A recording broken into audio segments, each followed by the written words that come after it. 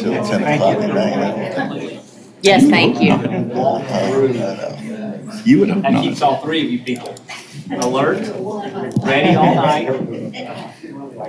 Thank you very much. She stocked up some chocolate for you, so we should be good. You're sure?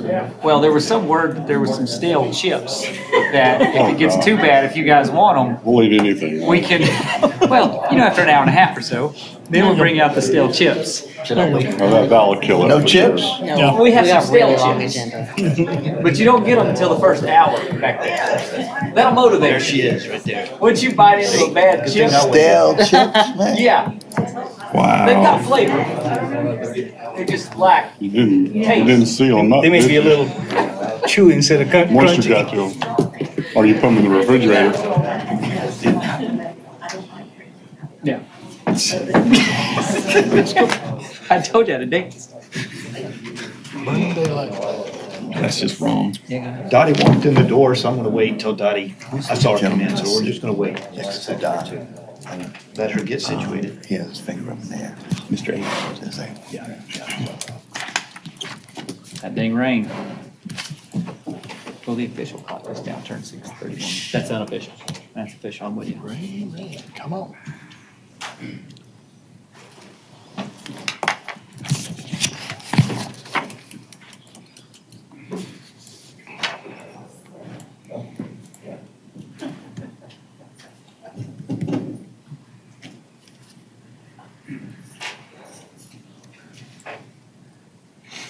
We're waiting on Dottie. Dottie's in the building. I'm just waiting. Give her a chance to get situated.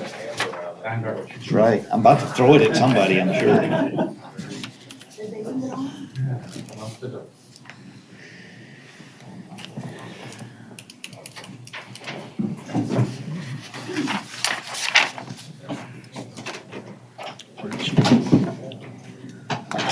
Thanks. Somebody swipe my chair. That's why I had to check mine just the same. It feels low tonight. How do you even know what chair is what? I can tell by Phil sitting, the height of it. I like your haircut. Thank you. It's great. I don't like his as much, but, you know. Hey, Kim at KC Studios is amazing.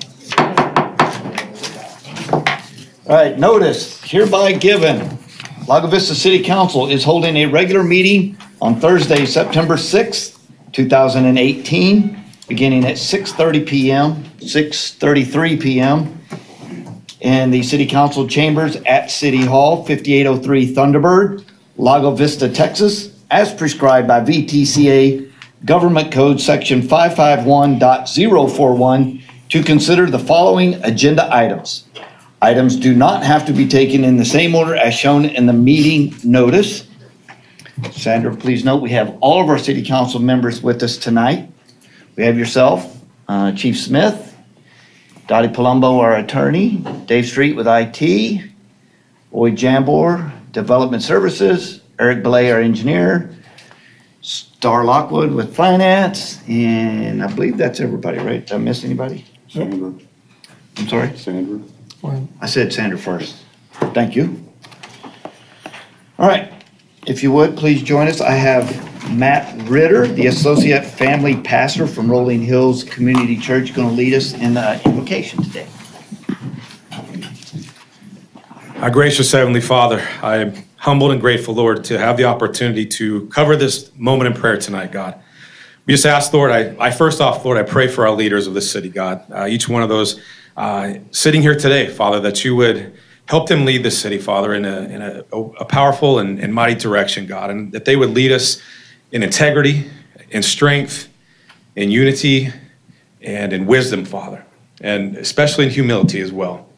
God, we're thankful, Lord, for the chance to be here tonight, and I pray for everyone, for every situation, God, every issue that is brought forward tonight, God, that unity would be reached most of all, Lord, that everyone would walk out of this place, God, in unity, as far as the direction of this town and where it is to go, Lord. Thank you, Lord, for the city. Thank you for the leaders. Thank you for the people of this town, God. I pray blessings on each and every one of them and blessings on this night, and it's in Christ's name that we pray. Amen. Amen. If you'll join me in the Pledge of Allegiance. I pledge allegiance to the flag of the United States of America and to the republic for which it stands, one nation under God, indivisible, with liberty and justice for all. Thank you.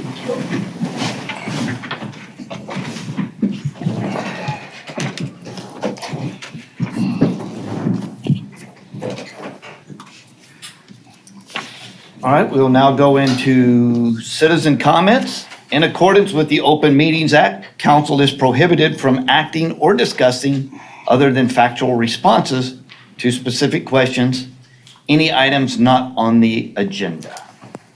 Richard, I believe you had a comment?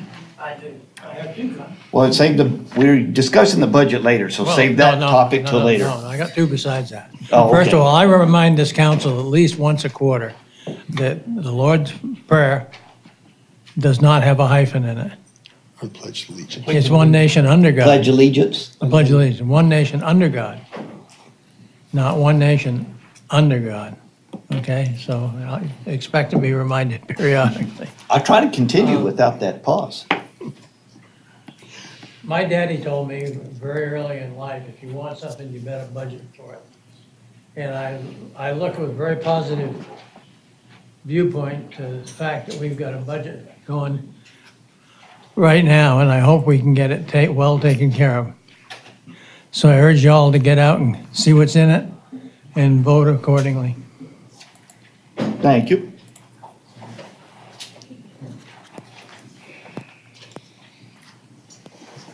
All right. Anyone else? Citizen comments? I don't have anybody else signed up, so.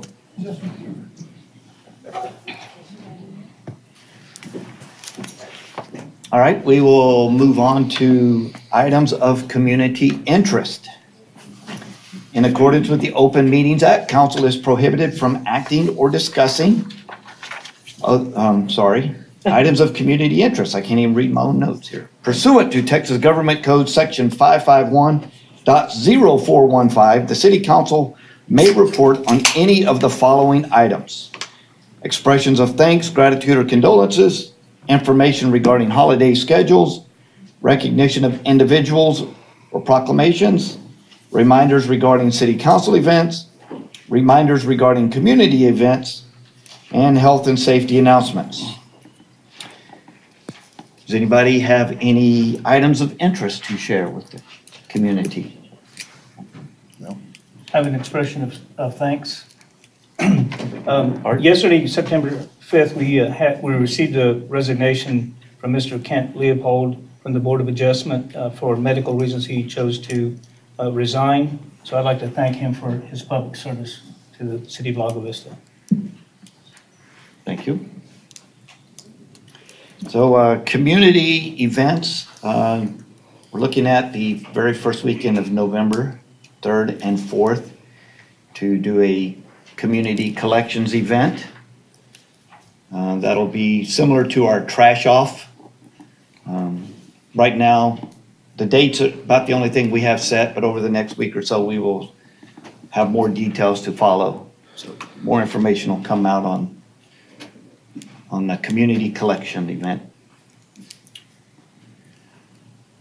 Mayor, in terms of a holiday, not the holiday we had on Monday, but today is Star Lockwood's birthday, and that's as close to a holiday as anything else. So Oh, man. she happened to show up, so you got to point Gosh. these things out. We embarrassed Danny on his birthday. I know. Yeah. We didn't do it for Star. It would be nice if she stood up, though, at least. Yeah. So we could, So we could all see her great hat. right. Happy birthday. Thanks, Star. And doing great. Thank you. All right, so we will, let's see, council events. We will be having our second public hearing on the budget on the 13th. So that is a special call meeting in addition to our regular meeting on September 20th. So every Thursday this month, basically, we're having a meeting. Anything else? All right, we will go to public hearings. Agenda item number 1, public hearing pursuant to the Texas Local Government Code, Chapter 102. Notice is hereby given that the City Council of the City of Lago Vista, Texas will conduct a public hearing to receive citizen comments and views regarding the proposed City of Lago Vista budget for the fiscal year 2018-2019, commencing October 1st, 2018, and ending September 30, 2019. Discussion, consideration, and possible action regarding a vote on adoption of a proposal to set a 2018 tax rate of 0.65 for the City of Lago Vista and schedule public hearings and take necessary action. If adopted by the Lago Vista City Council, the fiscal year 2018-2019 budget will raise more total property tax than last year's budget by an estimated $792,625.78, or 15.1524%, and of this amount, $357,754 is tax revenue raised from new property added to our tax rolls since January or on January 2017. A copy of the proposed budget is available for viewing between 7 a.m. and 6 p.m. Monday through Thursday at the Lago Vista City Hall, 5803 Thunderbird, and the Lago Vista Library at the Lago Vista Public Library, 5803 Thunderbird, Suite 40, Lago Vista, Texas 78645, and may be found on the city's website at www.lagovistatexas.org. And I'll open the public hearing at 6:42 p.m. And we will start with a staff presentation. Mayor, this is our, unofficially, it's our third public hearing. We have had this item on discussion. We had 2 workshops we've discussed with council, and we had conversations during the actual council meetings. We did receive 1 comment this week. An individual called in, had a concern about an item that was on a news section on our city website. The item stated that the property tax rate next year for FY19 would increase 65 cents per $100. So his concern was that we would effectively be doubling the tax rate next year from 0.65 to $1.30. I was able to clarify to him that the tax rate is not proposed to increase. This would be the 6th year in a row that no property tax rate increase has occurred in the city of Lago Vista. And we were able to correct that question on the website. So he was happy. I was happy that the taxes weren't going to go up double. And so, and that's the only comment that we received through my office in that time. All right. So does anybody on council have questions for staff at this time? Yes, Mr. Mayor. Since the last meeting, I've had an opportunity to look at other cities in the area to see what they're doing, because they too have explosive growth all around them. Some of them have left the rates the same. Some of them have actually reduced their rates. I have nothing in my personal budget that is increasing 15%. I would like this council to consider possible reduction of the 65 cents. I don't know what the number would be. I think Star would probably need to advise me on that. I would like it to be closer to the 8% mark. I don't know what that equates to in pennies, but I was thinking of 2 pennies because of the base changing so much. So I would like this council to consider that going forward. Let's see.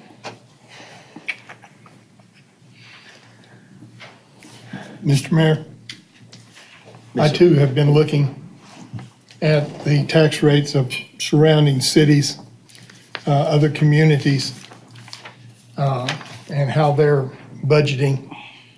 And I would agree that there are cities that are significantly reducing their tax rate. But those cities also have a tremendous retail base that puts a large amount of sales tax into their budget and into their operations. The money that we are increasing this year is money that can be used to start doing some of the things that we have been talking about, fixing our infrastructure, our water pipes, our sewer pipes, and our streets. And personally, I would like to see us remain at the tax rate that we're out at right now, and see if we can't get out and get some things done that we've had to put off simply because we did not have the funds. Let me point out also that cities that are in Burnett County and Williamson County, which have similar sized cities to ours, those tax rates are absorbing a fire department. We are not absorbing a fire department. That's a separate line item on your appraisal notice, which is approximately 20 cents more. So you'd almost have to add the 20 cents on top of the 65 to get to an 85% rate to even compare with cities in Williamson County and Burnett County, because they have to fund their fire department out of those rates. And yes, it is coming out of sales tax and higher property taxes, but they also have higher operating costs as well. That's all. Thank you.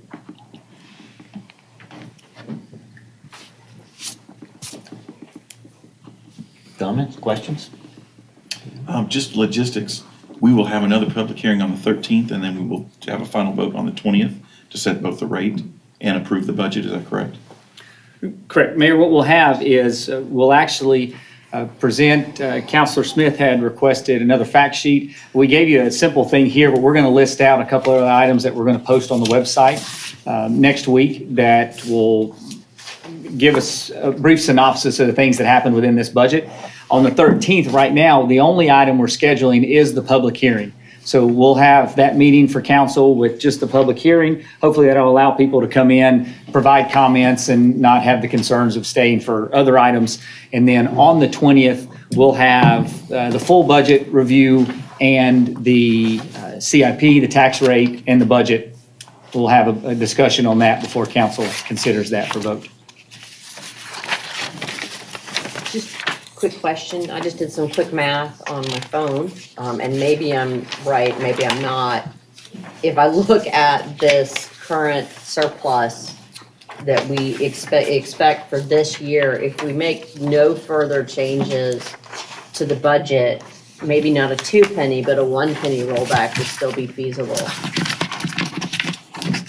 Just an observation, I think, but maybe I'm wrong. I probably would want Star to do that math, not me on my phone. Yep. Mayor, what we're looking at for next year, if the valuation is 900 million plus or minus, then as we have talked before, 1 penny on that tax rate is going to be the equivalent of $90,000 annually. Yeah. So when you're looking at that math and you're doing the addition and subtraction, what you'll also have on the 20th, which is going to be good, we'll have the end of year adjustments. So we expect to have next week, hopefully, the September financial statements. Gotcha. That'll give us some hard numbers to look at again. You know, last month we were excited to look at the August financials, so we'll have the August. That's the word I'm looking for. So we'll have another month's worth of financial information to look at, and that'll help hopefully aid council in that decision, looking at final numbers for next year. We'll place that item on a penny's worth on the fact sheet as well. Thank you.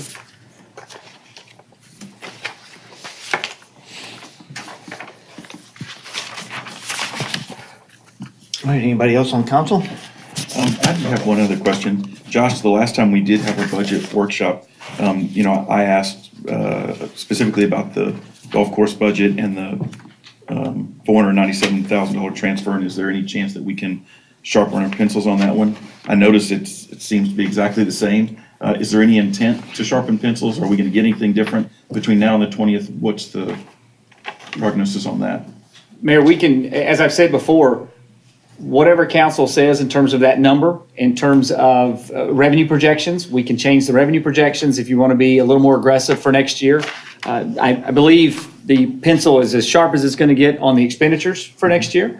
But if you want to change revenue projections, we can gladly do that. I think that would be a definite point of discussion, that if council says it, we'll make that change on the fly before budget approval. Can we have that discussion on the 13th, and can Chris be here to support if necessary, and Star, so we can fully vet that? What I don't want to do is get to the 20th and try to be making changes on the fly on the 20th. I think that's a recipe for disaster. Yeah, man, that's the plan. Since that's the only item that's on there, our whole 13th meeting will be based on the budget. So any questions, any back and forth that we want to have, we'll definitely have that discussion. As I said, the intent is to make sure that citizens, individuals have the opportunity for public input, but we'll have the whole time earmarked for budget discussion. So Okay. just for that. So we haven't rushed through any of the process, and we definitely don't want anyone to feel rushed on the 20th. Okay, thank you. You'll have to bring your own sharpened pencil though, because it depends on how sharp it needs to be. I can do that. I'll bring the sharpener too.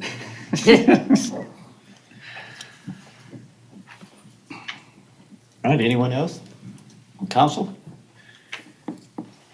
All right, so I'm going to open the floor to the members of the audience. I do want to point out something as y'all are discussing this, and that is you have just heard from two people on our tax rate situation to consider, either lowering our tax rate and saving at a certain level to all the taxpayers, or continue staying at our level and using the additional funds to put into our amenities like our parks and stuff like that, and our infrastructure as well.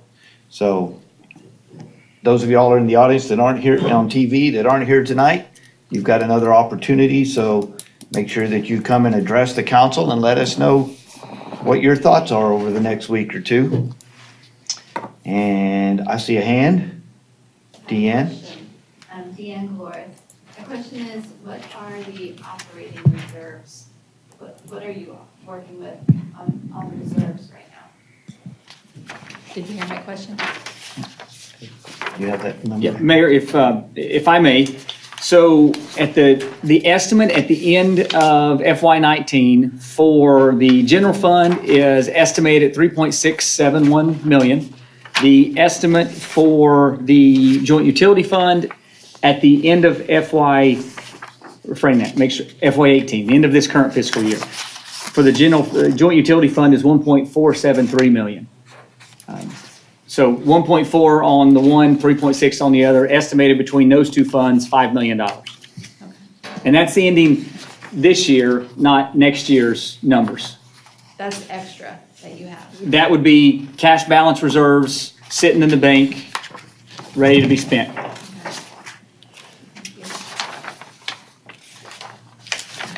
All right, and I have Richard Sterry. I've been falling down, so if you don't mind, I'm going to sit. My daddy used to teach me a lot. And one of the things he taught me was, if you want to have more money, you got to earn more money. So what we've got here now in Lago Vista is an economic development committee, and we're just starting to get going.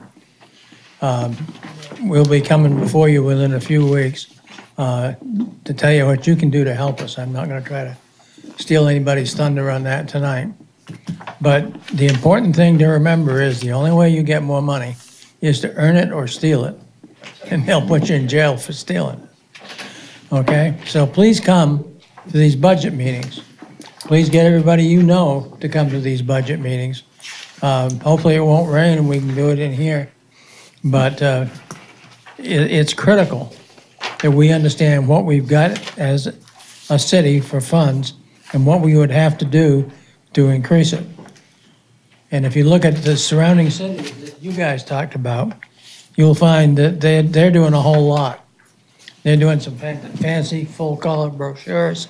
They're out raising money everywhere they can. Here.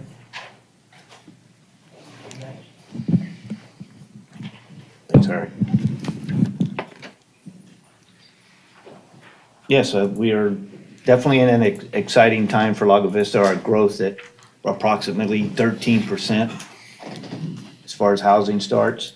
So, you know, if the economy holds out and things continue as they are, the next 5 to 10 years there could be a lot of changes coming to Lago Vista. And so we've got to make sure we're ahead of the ball game as far as economic development and land use and zoning and everything else. So yeah, it's an important time. I used to come here a lot when I was working in Cedar Park. We sold the city of Lago Vista wastewater odor control chemicals. and installed them. And I will tell you that since that period of time, this city has changed remarkably. So I think we should look forward to more change like that. And we gotta go out through this. Thank you. All right. Public hearing, budget. Questions, comments? Sir? Just gonna stand here so I don't have to call over everybody. I'm Doug Casey, I live here in Lago Vista. One of the things I would point out, Ron in particular, in comparing this city to so many other cities within Travis County, Williamson County, I think we'll find, I'm studying this in more detail, that the infrastructure that those cities have is probably a little bit more fully developed and in a little bit better shape on a per capita basis than what Lago Vista finds itself with. The initial development left so many lots unserved, and over time, especially our road system, but sewer and water as well, I think that the hurdles that we have to overcome versus those cities might justify taking a look at some of the surplus that we're able to generate with the budget for the benefit of going ahead and trying to do some catch up on these roads. If 1 penny equals $90,000, I'm not exactly sure what that would equate to in square footage of asphalt. But if we took all of that surplus and put it in asphalt, I think we would all be happier about it. That's my opinion.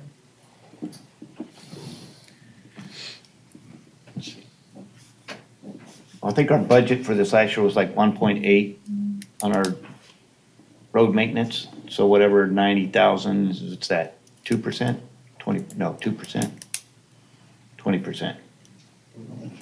I don't know. It's a 2. I know it's a 2 in there somewhere.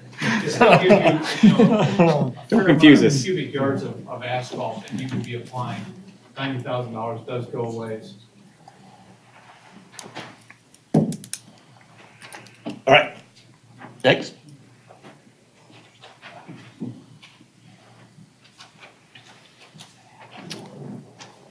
All right.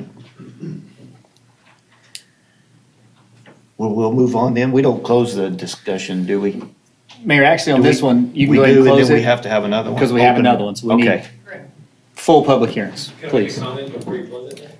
Well, sure. So- Come on up. Paul Prince, and Mayor, you've been talking with Myra quite a bit. Myra Prince is an art teacher, and we've been working with the Cordovan Art School, which has multiple campuses around Rock Cedar Park, Georgetown, and now here in Lago Vista. So we've started a campus here in Lago Vista, and so she has especially a passion for bringing art to the area here. We know we've encountered an incredible number of artists, whether retired or not retired, but not active in the area.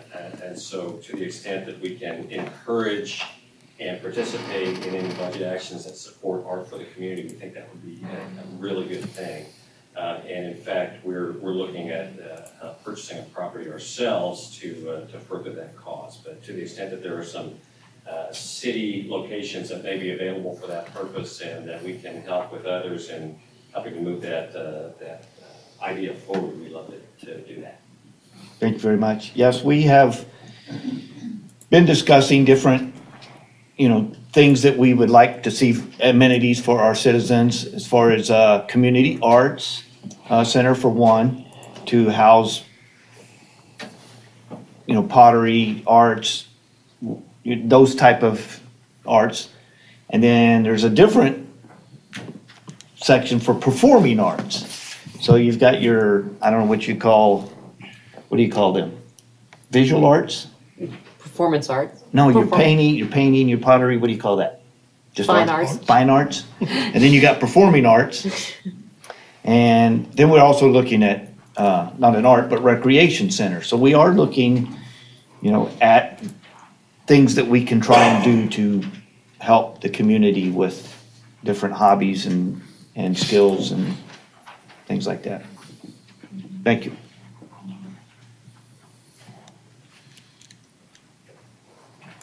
Anyone else from the audience? Anyone else? All right, well, I'm going to go ahead and close tonight's public hearing at 7 p.m. And we'll go to agenda item number 2. the Lago Vista City Council will hold a public hearing to receive citizen input and thereafter discuss and consider ordinance number 18-09-06-03, an ordinance of the City Council of the City of Lago Vista, Texas, amending the official zoning map by rezoning approximately 7.453 acres known as 6601 Panorama Ridge from a planned development district, PDD, to the C2 commercial large district and providing for related matters.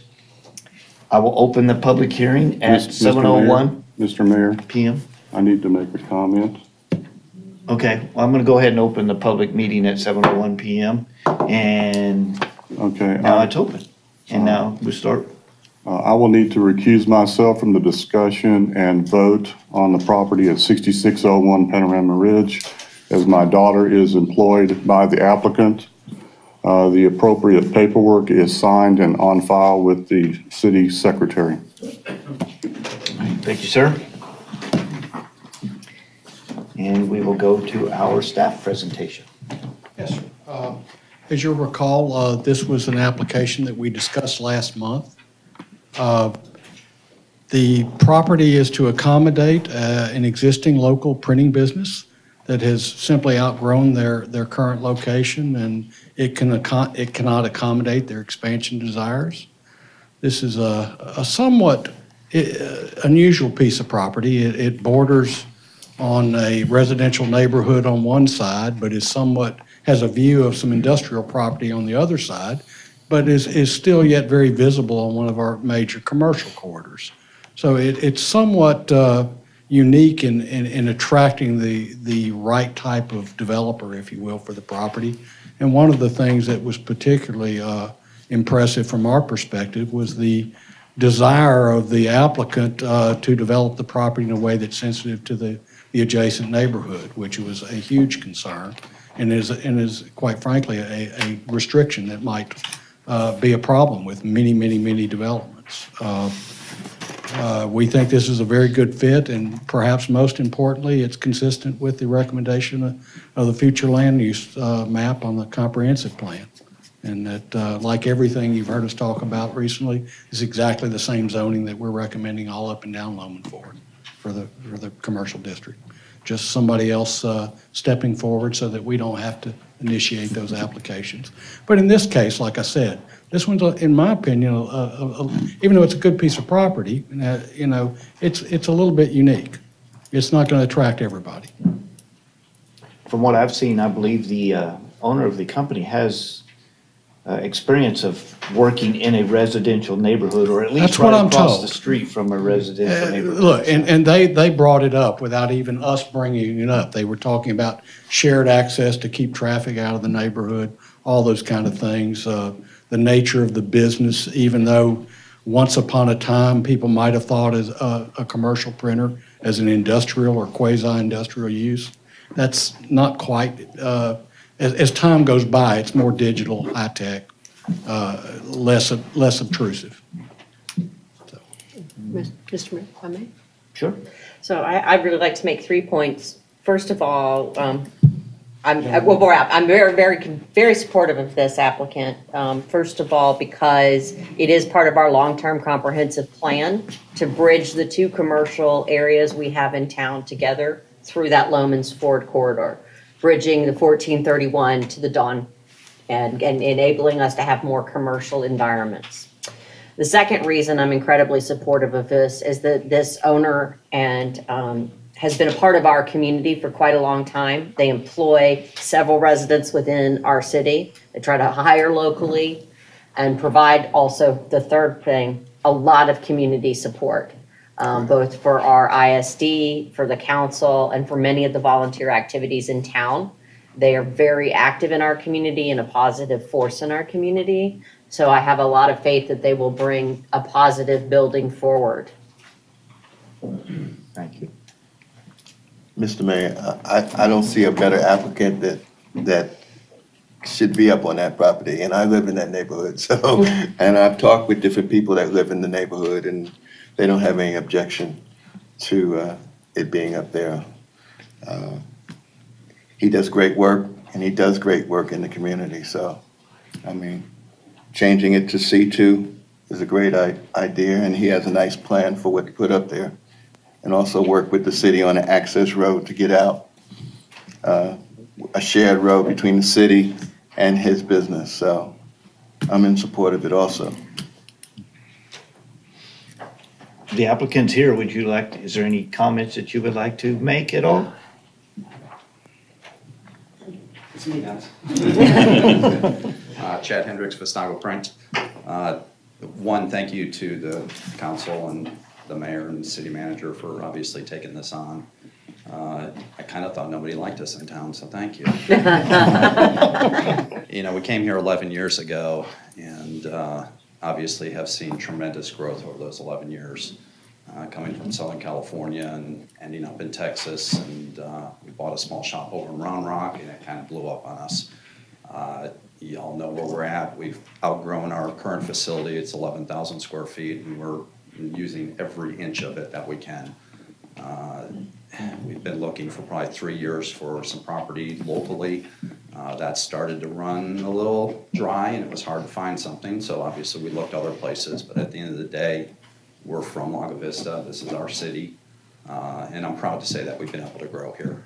We were recognized last year by Inc. magazine as one of the fastest 5,000 growing companies in America. So we're here in Lago, we're here to stay, and I appreciate you guys taking this on, and hopefully everything works out, and soon we'll have a nice, beautiful piece of property up there and more employees. And what size? Right now, it's currently about 20,000 square feet. Almost double. Yeah, obviously, we're gonna go up on a second level a little bit and add some office space up there. Potentially could add another 10,000 square feet, and we're kind of in the engineering phase of that, where we'll be able to add on at some point.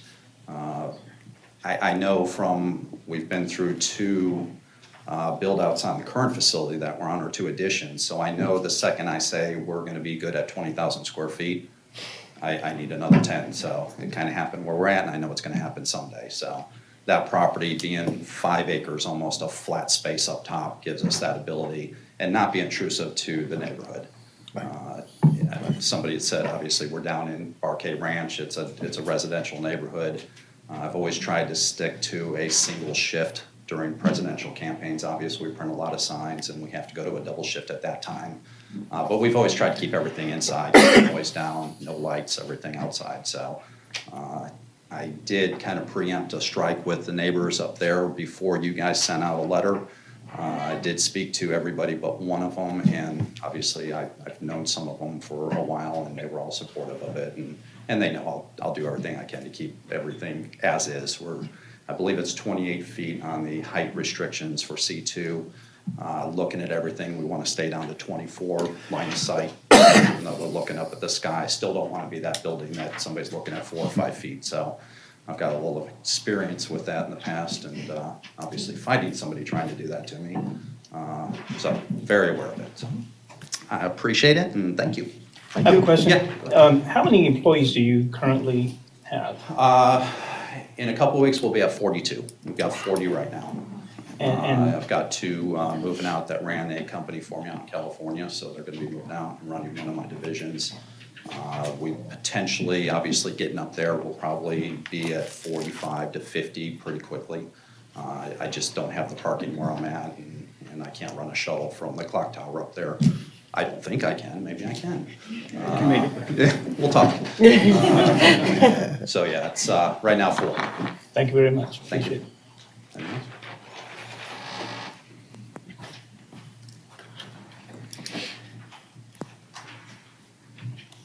All right, well, this is a public hearing. Does council have any more questions before I open it up to the audience? No? Okay. Anybody from audience that would like to ask a question or comment? All right, hearing none. I will close the public hearing at 7:10 p.m. And we now move into council discussion and council action. Oh, can we? Mr. Mayor? Oh, I'm sorry, misunderstood. I was gonna say, can we take action on this item after the closing of the second Yes. public hearing? Yes. Okay. We may. It can be an action item tonight. And I would like to make a motion that we pass ordinance number 18-09-06-03, an ordinance of the City Council of the City of Lago Vista, Texas, amending the official zoning map by rezoning approximately 7.453 acres known as 6601 Panorama Ridge from a planned development district PDD to the C2 commercial large district and providing for relative matters. I second it. All right, I have a motion and a second. Any further discussion? All those in favor say aye. Aye. All those opposed, nay. Hearing none, motion carries 6-0. Unanimous. Thank you, sir. Clerk, please join us. Thank you very much. Vistago, when do we break ground? As soon as we close on the one. Couple weeks. You didn't get a seat out there. Let's go. All right, action item number 3. Discussion and possible action of proposed funding and access agreements between the City of Lago Vista and the Rusty Allen Airport Property Owners Association. And we will start with our staff presentation, which is yourself, sir. Thank you, Mayor. What we have before us tonight is we have an agenda item we've talked about briefly before for our airport. The city and the Rusty Allen Airport Property Owners Association currently have an agreement that is a funding agreement that originally started in 1999. It was renewed by the city and the POA in 2009, and the current agreement, being for 10 years, will expire February of 2019. So we have a situation now where we need to be either renew our current agreement, create a new agreement, whatever we need to do. We need agreement moving forward so that we can continue on with our partnership between the POA at the airport and the city. This item has been presented to the Airport Advisory Board. I believe that occurred last week. At their meeting, the Airport Advisory Board recommended that the City Council approve the City of Lago Vista and Rusty Allen Airport POA funding agreement that has been included in your packet. All of the items that are in your packet were presented to the AAB Advisory Board for their discussion. So what we have in some of the comments here, you'll see one page that has some points of discussion. I have some comments on there that go through meetings that we've had with members of TxDOT Aviation, members of FAA, and other local conversations. We have James Peck has some comments on here that you're able to see from the POA standpoint and from a pilot. So that gives us a good benefit. We did have one additional meeting 2 days ago with TxDOT Aviation. We met with Dave Fulton, Greg Miller, and Ben Breck. Dave Fulton being the, I believe, 43-year veteran director of TxDOT Aviation. Mr. Fulton gave us 2 very clear directions. 1, follow the law, no matter what. And 2, be fair and reasonable with any funding requirements that we would have between the 2 entities.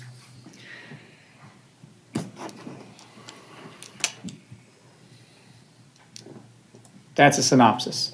You do have 2 different funding agreements in there. The one you have is the POA funding agreement, and then the other agreement that you have is the FAA template agreement that has been modified for City of Lago Vista and the Rusty Allen Airport Properties Owners Association. All right. Questions, comments? Well, are we having a presentation? Yep. Mr. Mayor, I put a presentation together that I wanted to walk through. I'm a liaison to the Airport Advisory Board and have been to all the meetings.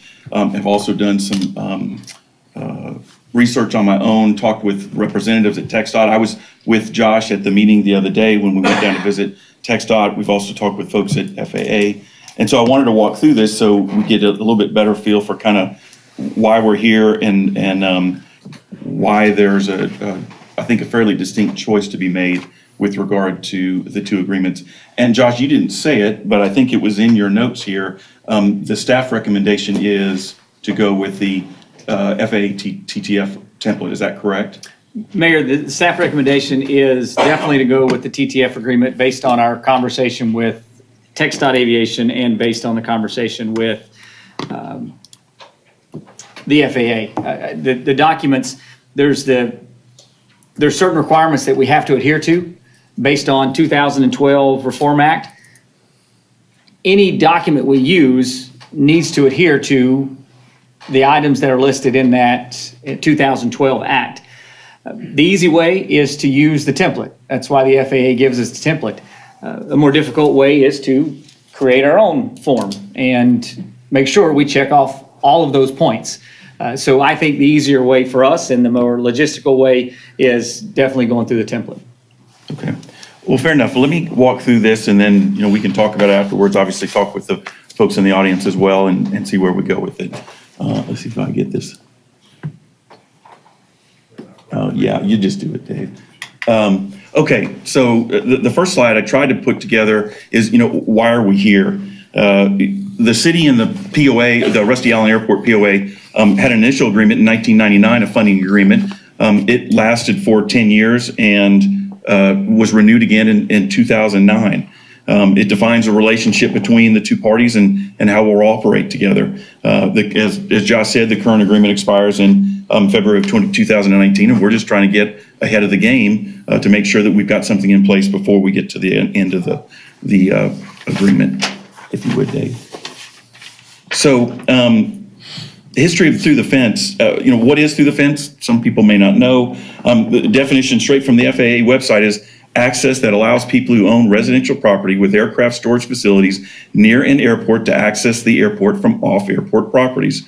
Historically, the FAA has been, TTF access has been a dirty word. They have not liked it. Going back to the times when we had the funding agreement initially in 99 and when we renewed it in 2009, it was understandable that we used a funding agreement simply because if you use through the fence, the FAA may have come down on us. So completely understanding that we did what we did in 99 and 2009. Something changed though in 2012. A new act, the FAA Modernization and Reform Act of 2012 was passed. They acknowledged TTF access and embraced it, said it's a valid method for interacting with airports. But when they did that, they also specified rules and regulations that you have to follow, and consequences for not following those rules and regulations is a possible loss of federal funds. For those who don't know, a lot of the maintenance and improvements that we do out at the airport doesn't come from our budget. It comes from the federal government block grants through TxDOT. If we didn't have those, we wouldn't be able to do the things that we do out at our airport. The recent property acquisitions are a perfect example. We would not have been able to do it if we did not have the money from the FAA through TxDOT. Okay, Dan. So this is directly from the law itself. It talks about, up at the top, it identifies it, but down at the bottom, the one that's outlined in yellow, it says that the conditions that have to be in the document, I'm sorry, this doesn't have the conditions, but it says when you put one together, the sponsors are required to update the airport layout plan and to pick points of residential through the fence access and provide a copy or copies of their access agreement to demonstrate that they've complied with the law. If we don't comply with the law, again, we could be subject to losing our funding. Okay. So, what are the things that can cause you to have to update your plan? This is a list of 5 items that would trigger the need for us to update it. We're updating it now simply because we're at a renewal process. But there are 2 things that we've done. We've updated our existing airport master plan, and we've also done land acquisition up at the airport. Those are 2 things that are on this list that require that you have to update it. So even if we weren't at a renewal point, we would need to be updating our agreement anyway. Okay. So this page right here, again, directly from the law, gives you the points that specifically have to be in any agreement. that we have with off-airport users of the airport. These 5 items, it's funny, when Josh and I were at the meeting the other day with the TxDOT officials, I brought this presentation and laid it out for him. Mr. Fulton had his own papers that he had brought to the meeting, and he actually said, oh, they're exactly the same. Well, yes, they are. They're exactly the same because we both pulled them directly from the law that we have to adhere to. And if you notice down at the bottom, I tried a little bit unsuccessfully, it's a little small down there, but the bottom, I underlined one point. It says, we must comply. We don't have a choice. Doesn't say shall, should, may, could. It's must. We have to. And that's one thing. If Mr. Fulton said it once, he said it 15 times when we were there the other day. You have to follow the law. He's not going to approve any agreement that does not follow the law. And these 5 points are part of the law. Okay. This is another document that was provided to us by TxDOT. You can see it comes from the FAA, but Ben Breck, our airport planner, who was also at the meeting the other day, he was the one that presented this to us. This talks about the different methodologies that you can use for coming up with fees that you can charge that are the FAA finds to be reasonable. I highlighted the first one that were there because that's the one that we've kind of chosen to pursue. It's you have the through the fence users pay fees which are equal to tenant tie down charges. Part of our problem is we don't have any city hangars out there. So we don't have comparable hangar fees, for example. There's another one on here that talks about ground leases. We talked with the TxDOT officials about that. In fact, not only at the meeting Tuesday, but in previous conversations we've had with them, they've encouraged us to use that methodology. The problem with that methodology is if you use it, the fee goes through the roof. And we didn't want to do that. We wanted to be fair. We wanted to be reasonable. And so that's the reason why we've moved towards this, trying to use the tenant tie down charges as the method for using it. Again, these are recognized methodologies that the FAA and TxDOT recognize as something you can use that is determined to be reasonable. Again, if you take a look at the very bottom, a methodology which results in the through the fence users paying an access fee which is less than the fee charged to on-airport tenants and users making similar use of the airport may not be consistent with the law. So that's the reason why we have to follow this. So, what are the current limitations, the conditions and limitations required in the new agreements? We have to have, an airport owner has to have TTS access that charges people at least what they're charging on airport users.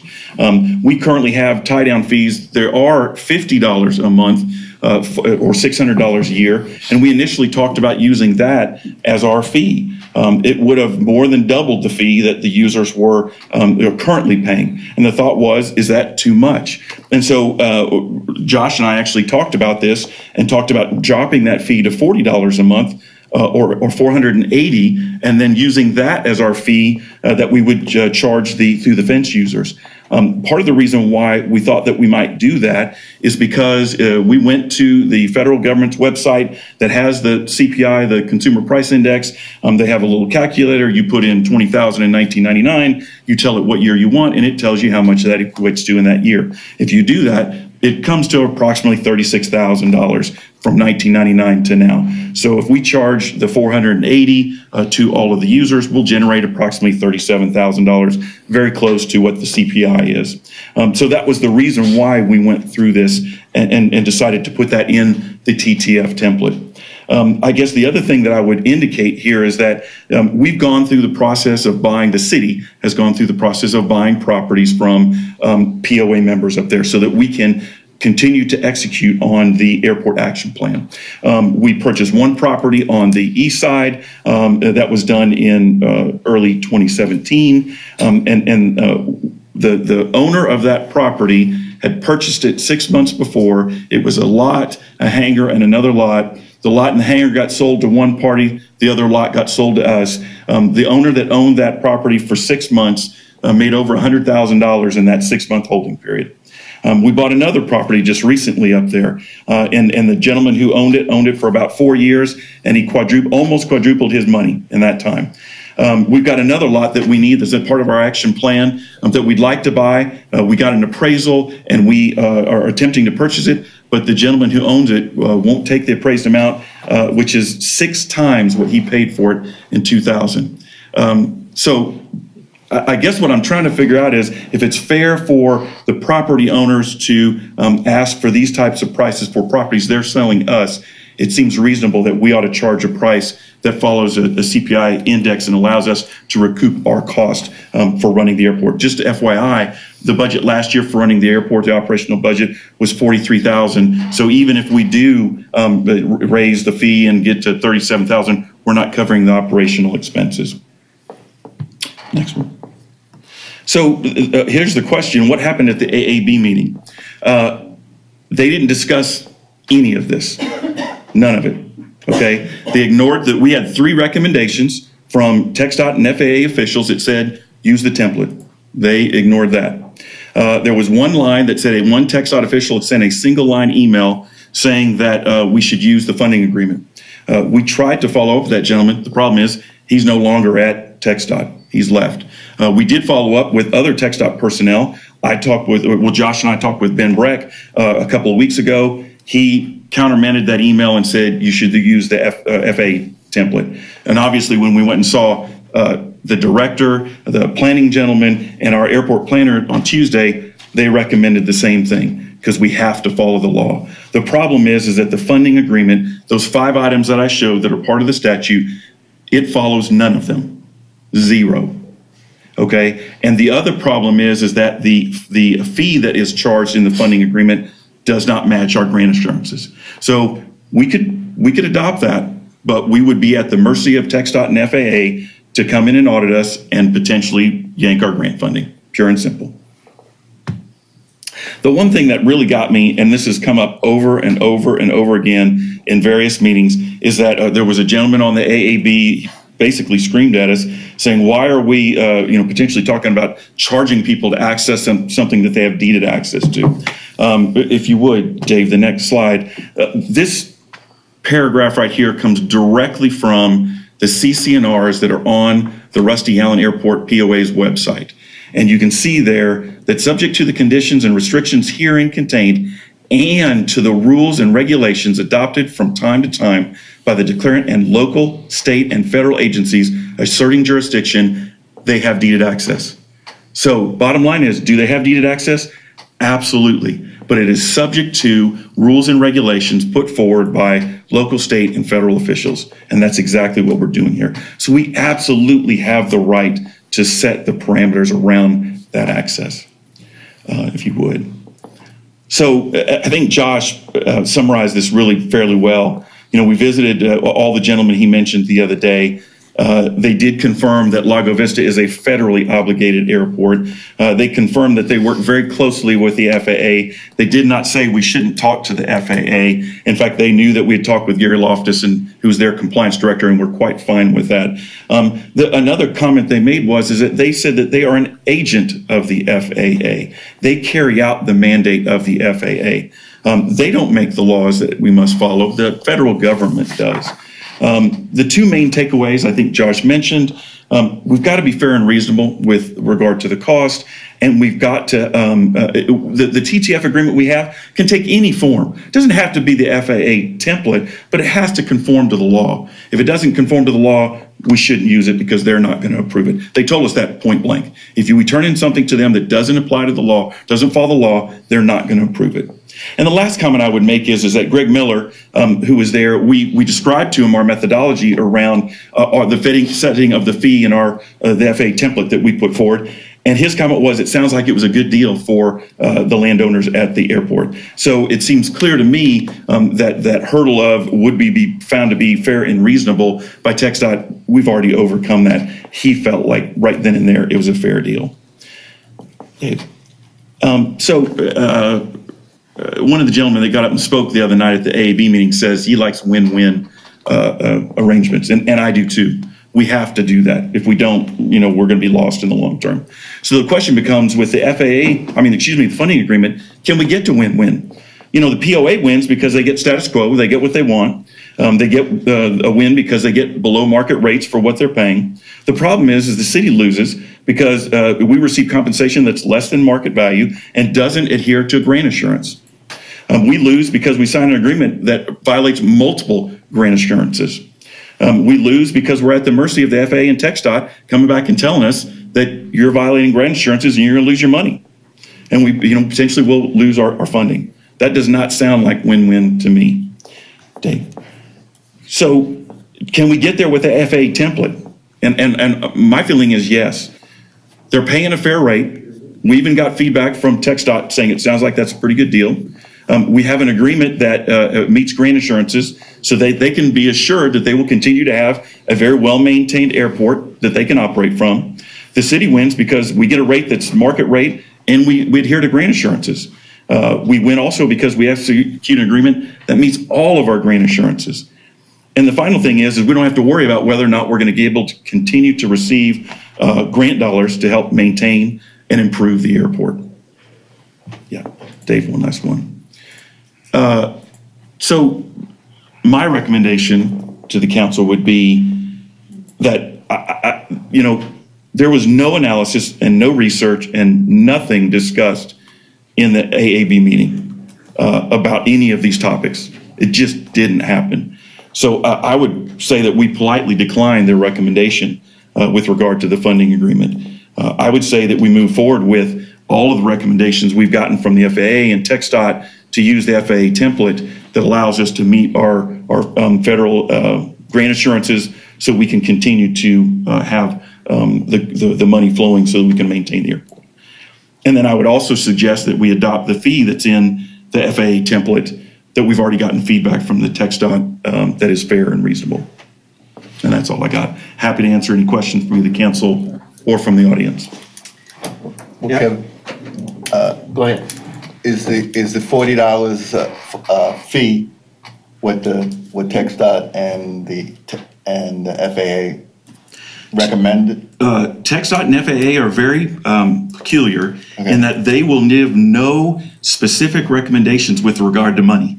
Okay. The only thing they tell us is we want it to be fair and reasonable, but we're not going to tell you what that is. Now, what they ask is that you put together a document and you forward it to them, and then they will let you know whether they find it to be fair and reasonable. Part of the reason why I discussed our methodology and our rate setting with them is I wanted to try and get some feedback from them whether or not they thought it was, and we did get that feedback from Greg. Okay. Yep. And so that $40 would just be added to the FAA template that it's already in there. It's already in there. The 480 for the through the fence users is already in the FAA template, and then what we would need to do is the rate for tie down fees at the airport for itinerant people is set to $50 and we would dollars a month, and we would need to adjust that to set it to 40. Yes.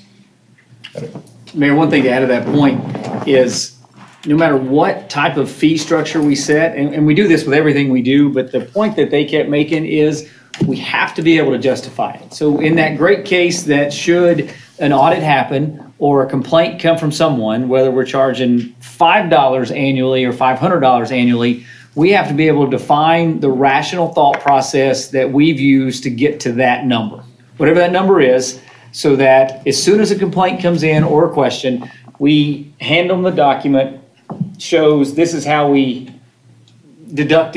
created this fee schedule. That's where we're at. And so, as Councilor Sullivan said, one area they're not going to give us the direct answer on is going to be the funding agreement side, the dollars. Mm-hmm. But what they said they will do is when we receive a document, they may provide feedback at that point stating this is good or this will not be sufficient. But at the same time, I don't want to jeopardize our grant money in any way.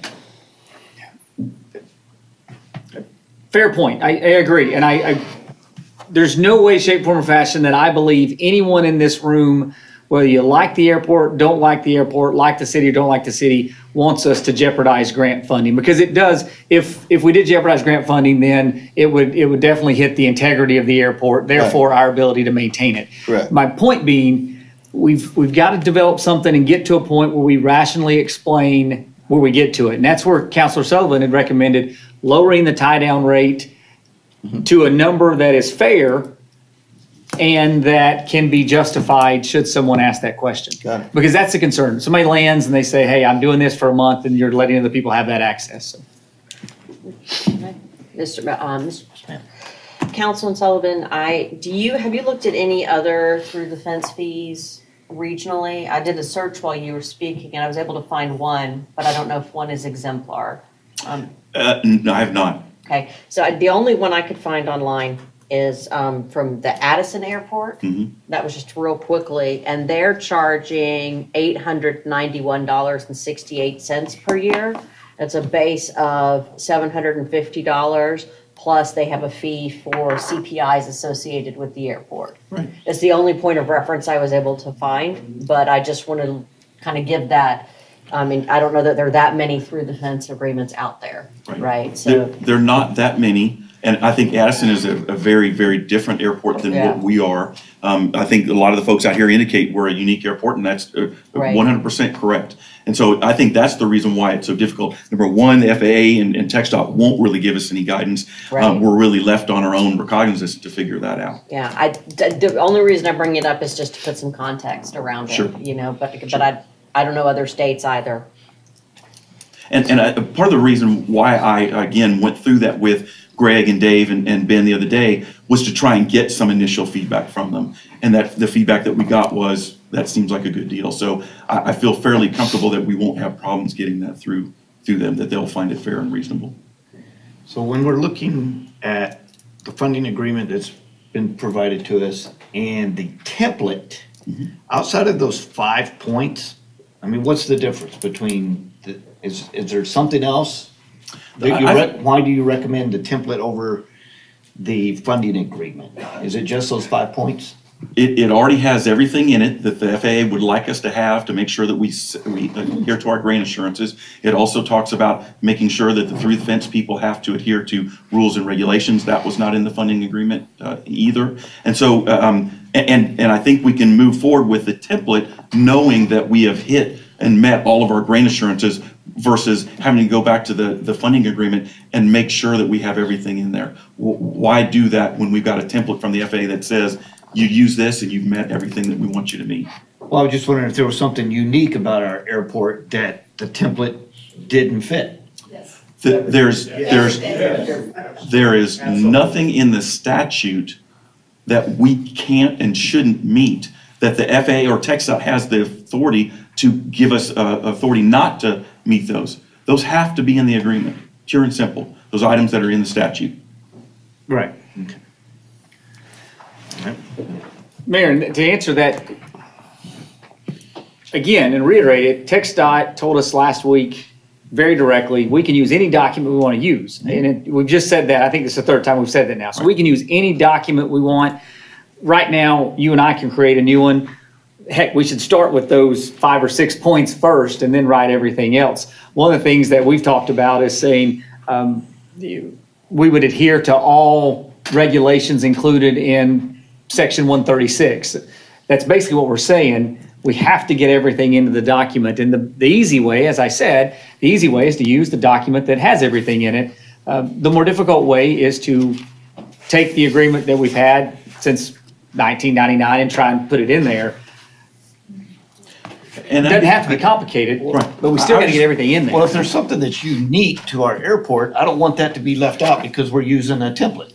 Right. Well, here's what I would say. A comment that was very common in the AAB meetings and when I've talked with folks up at the airport is that, hey, if it ain't broke, why fix it? Well, I'm sorry, but the answer to that is we had a law change in 2012. Okay, that's the reason why we have to change. Pure and simple. We can't not follow the law. When we did the original agreement in 1999, when we did the renewal in 2009, that law didn't exist. We didn't have to adhere to it. That law does now exist, and we have to adhere to it. And again, if Dave Fulton said that once, he said it 15 times, you got to follow the law. And this is the top dog at TxDOT. Well, let me ask a question. I understand that we need to follow the TxDOT law. But what seems to, I'm not getting what seems to be the objection to using the template. What's the hang up that's preventing the airport advisory board from looking at it and saying, yeah, we could use the template, or here's our reasons why we don't want to use the template? I mean, I'm not hearing what they are. I can't give you an answer with regard to the AAB because they didn't discuss it. They literally did not discuss it. So I don't know the answer to that question. Mayor, sorry. one easy way, and so instead we're not answering that, Councilor Williams, the easiest way is when we get to that point, I'm confident that James Peck will be able to articulate this, because I've talked to James a number of times about this comment. Don Bartholow is the president of the POA. Right. So I know we know that there's a number of pilots here that'll be answer it, but as Councilor Sutherland said, I was at that AAB meeting. It wasn't discussed those points as directly at that meeting, and so I think the best way to get it is eventually to ask, well, as I say, James, because just one point, Josh, you just said something that I think needs to be really clear. You said there's various pilots out here, and you're 100% right, there are. I think the thing that we all have to recognize is this doesn't have anything to do with flying airplanes. Absolutely nothing. These are business terms between how we will interact with people who want to access our airport. Then we're not trying to tell them how to fly a plane, how to taxi a plane, how to maintain that plane. It has nothing to do with that. It's simply business terms between the owner of the airport and the people who want to access that airport. Yeah, and I meant to say property owners. If I said pilots, I misspoke. I was referencing James Peck being a pilot before, but these are the members that you were asking about. I think that's just the only way to get a direct answer on it. We didn't put but a blurb that I received from James in the staff summary, because I'm not going to guess about those thoughts. I just put you exactly what we were told over and over and over again, and then what, again, my recommendation, it's an easy template. Got it. So if no agreement is reached, what happens then? What happens in February 2019? Well, Mayor, then we have a couple challenges at that point. That's where the grant assurances come into play, because then if we have continued access, then without the agreement in place, that's an issue. And so at that point, we would be out of compliance. There would be a concern back to us through TxDOT, because we've talked to them over and over again. And then potentially there would be a compliance issue come back through Gary Loftus with the FAA. He's, as we keep saying that name, that's the FAA Regional Compliance Officer. So, and we'd have problems being reached at the time. So that's where we come into that issue, Mayor. Mr. Mayor, Councilman Smith and myself spent quite some time talking with an individual from the airport the other day, and I got a lot more information than I ever anticipated getting in that meeting. Can't shut that door. And there are some things that we came up with that we were very solid on and that I agree with.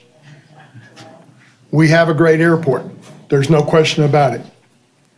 It is a rare and unusual jewel sitting out there. It is special. We all want to see it maintained. We want to see it improved.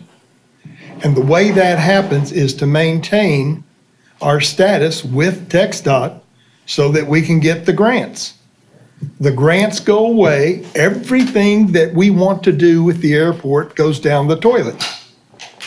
You don't have the money, you can't do it. And although I have heard any number of people say, if it ain't broke, leave it alone, the thing that nobody seems to want to accept is the current agreement is broke. It ain't legal. It's not true. No. In this country, the law is the law.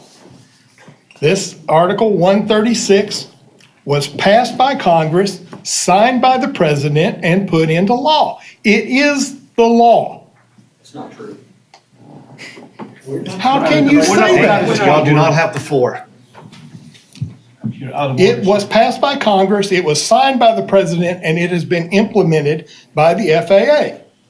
It is the law, like it or not. There is no way that I can justify or approve signing any kind of thing that is not within the law. And when we talked to TxDOT just the other day, the one thing that he said repeatedly, got a witness right back there against the wall, you have to obey the law.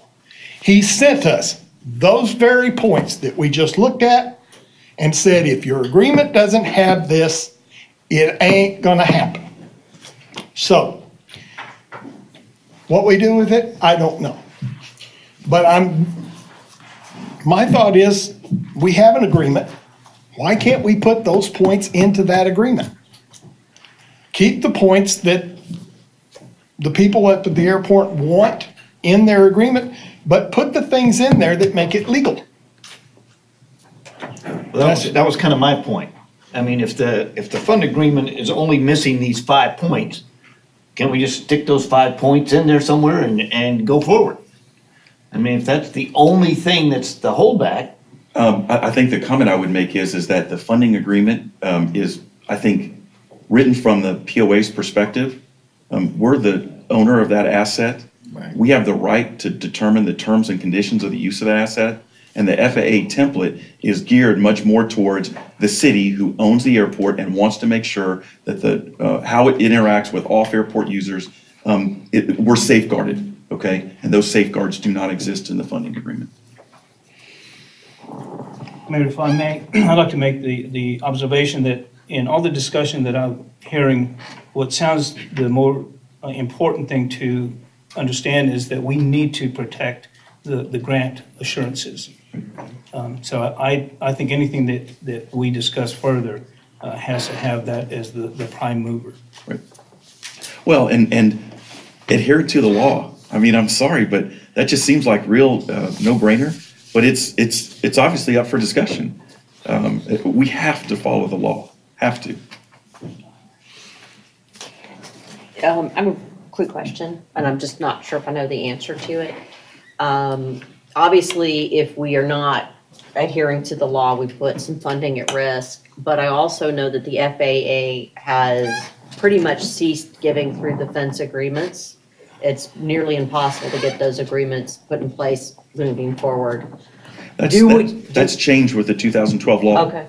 Yeah, They're opening it back they up? recognize it as a mode of operation, and they grant it. They literally, the paperwork that you see from them, they have 2 forms of it. One for airports that already have through the fence agreements, and others if it's new through the fence establishment. Yeah, I just wanted to make sure that if we don't conform to the law piece, that we're not putting that ability at risk.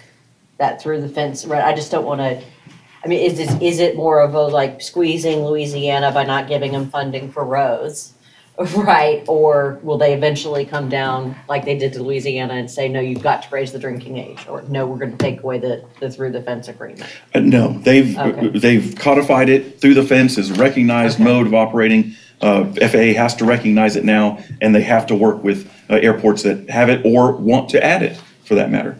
They're not allowed to ignore it or try to prevent it. Okay. So who at their level signs off on these agreements? At TxDOT and FFA, who signs off on these? Mayor, what would happen is, and have to talk in conditional now, because we would send our document in. Whatever the council, and I assume we won't vote tonight, but if council does approve tonight to approve a document, it would be conditionally approved upon the approval of TxDOT Aviation. That's the way it has to happen. So even though you give approval to it, TxDOT Aviation has to approve it. Who that would go to would have been Wade Troth, TxDOT Aviation Compliance Officer. Wade Troth resigned 2 weeks ago, so I am just going to assume from our discussion that, let's say, everything's signed off by the director or his designee, and so I'm just going to say it's Dave Fulton. It's his it's his institution, as far as we're concerned, so that's where we'll go. It does not go to the FAA until an audit is requested, and FAA does an audit from how I've been explained. So they do request it? They would request it if they have any concerns that have been expressed to them. Okay. That's how it was explained at the meeting the other day with Mr. Fulton. So if we submitted something, we're going to get feedback whether it's acceptable or not. Well, we'll get, we could get, if we submit my piece of paper right here with has notes that does not pertain to it, they could say, yes, we'll take that. Or they could say no and list us out reasons why this agreement will not work. If they say yes, that's the end of the story, unless FAA requests an audit. So anything we submit, if TxDOT were to say that, so be it. But as soon as the audit comes up, then there's a compliance issue for not only us, but for TxDOT at that point. And I think that's the concern of why Mr. Fulton pointed that out to us, that we must and they must follow the law. I think that's what I got from him. I think his point, Mayor, if I'm correct, is I've been in this business for 43 years and not gone to jail. I'm not going to go now for the city of Lago Vista Airport. I thought that was a good point. Thanks. So where are we now? So, I have some people in the audience that would like to speak. If there's not any more discussion at this level, Okay. are you all ready? Sure. All right, first on my list is Deanne Glorious. My comment is very simple. Thank you. No, I don't want that. I can. We have Well, to. I got people on TV that need to be able to hear you. Sorry. I came to the airport in 1989 and became a property owner with my husband in 1991. Before it was ever a city airport, before anything else. So I've seen it go through the changes. I've been on the dais with you guys for 8 years. I served with you, Ed. And so we've seen how the funding has worked so far up at the airport. What concerns me right now is listening to, well, that's my 3 minutes, I see. What concerns me right now is throwing out the through the fence word over and over again. This airport, typically, you have the city owning the entire airport and the runway, the taxiways, and the hangars on there. And then you have other people who want to have access to that existing airport through the fence. And that's when the through the fence, how that terminology comes to pass. It does not, our current airport does not fit the term through the fence because our properties are within the boundaries of the airport. But secondly, if you were to have a property or if you were to have hangars on the airport and you had people or tenants leasing that property, that would be revenue to the city. At this point, the revenue to the city outside of tie down or anything else, and what you're describing is $480 a year. Right now, the revenue to the city is property taxes that you wouldn't have in a typical through the fence type real situation. So would you please look at our property tax values and what we contribute to the city? And if it's over $480, you shouldn't be charging us anything. And that is something I think should be considered. Because you use the roads outside of your house and the city pays for them. You utilize, but you pay for your own driveway, like we do. You pay for your own house, like we pay for our hangars. But you don't have to access and pay an access fee in order to access the roads that the city pays for. You have property taxes and things like that that then fund the city. And that's how we have it at the airport too. But you're trying to add something else to it in order to access something that we should already have access to.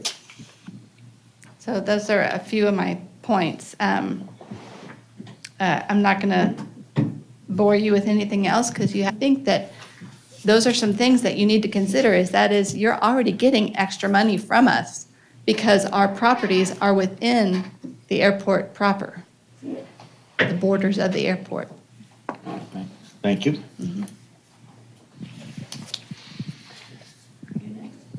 Let's see.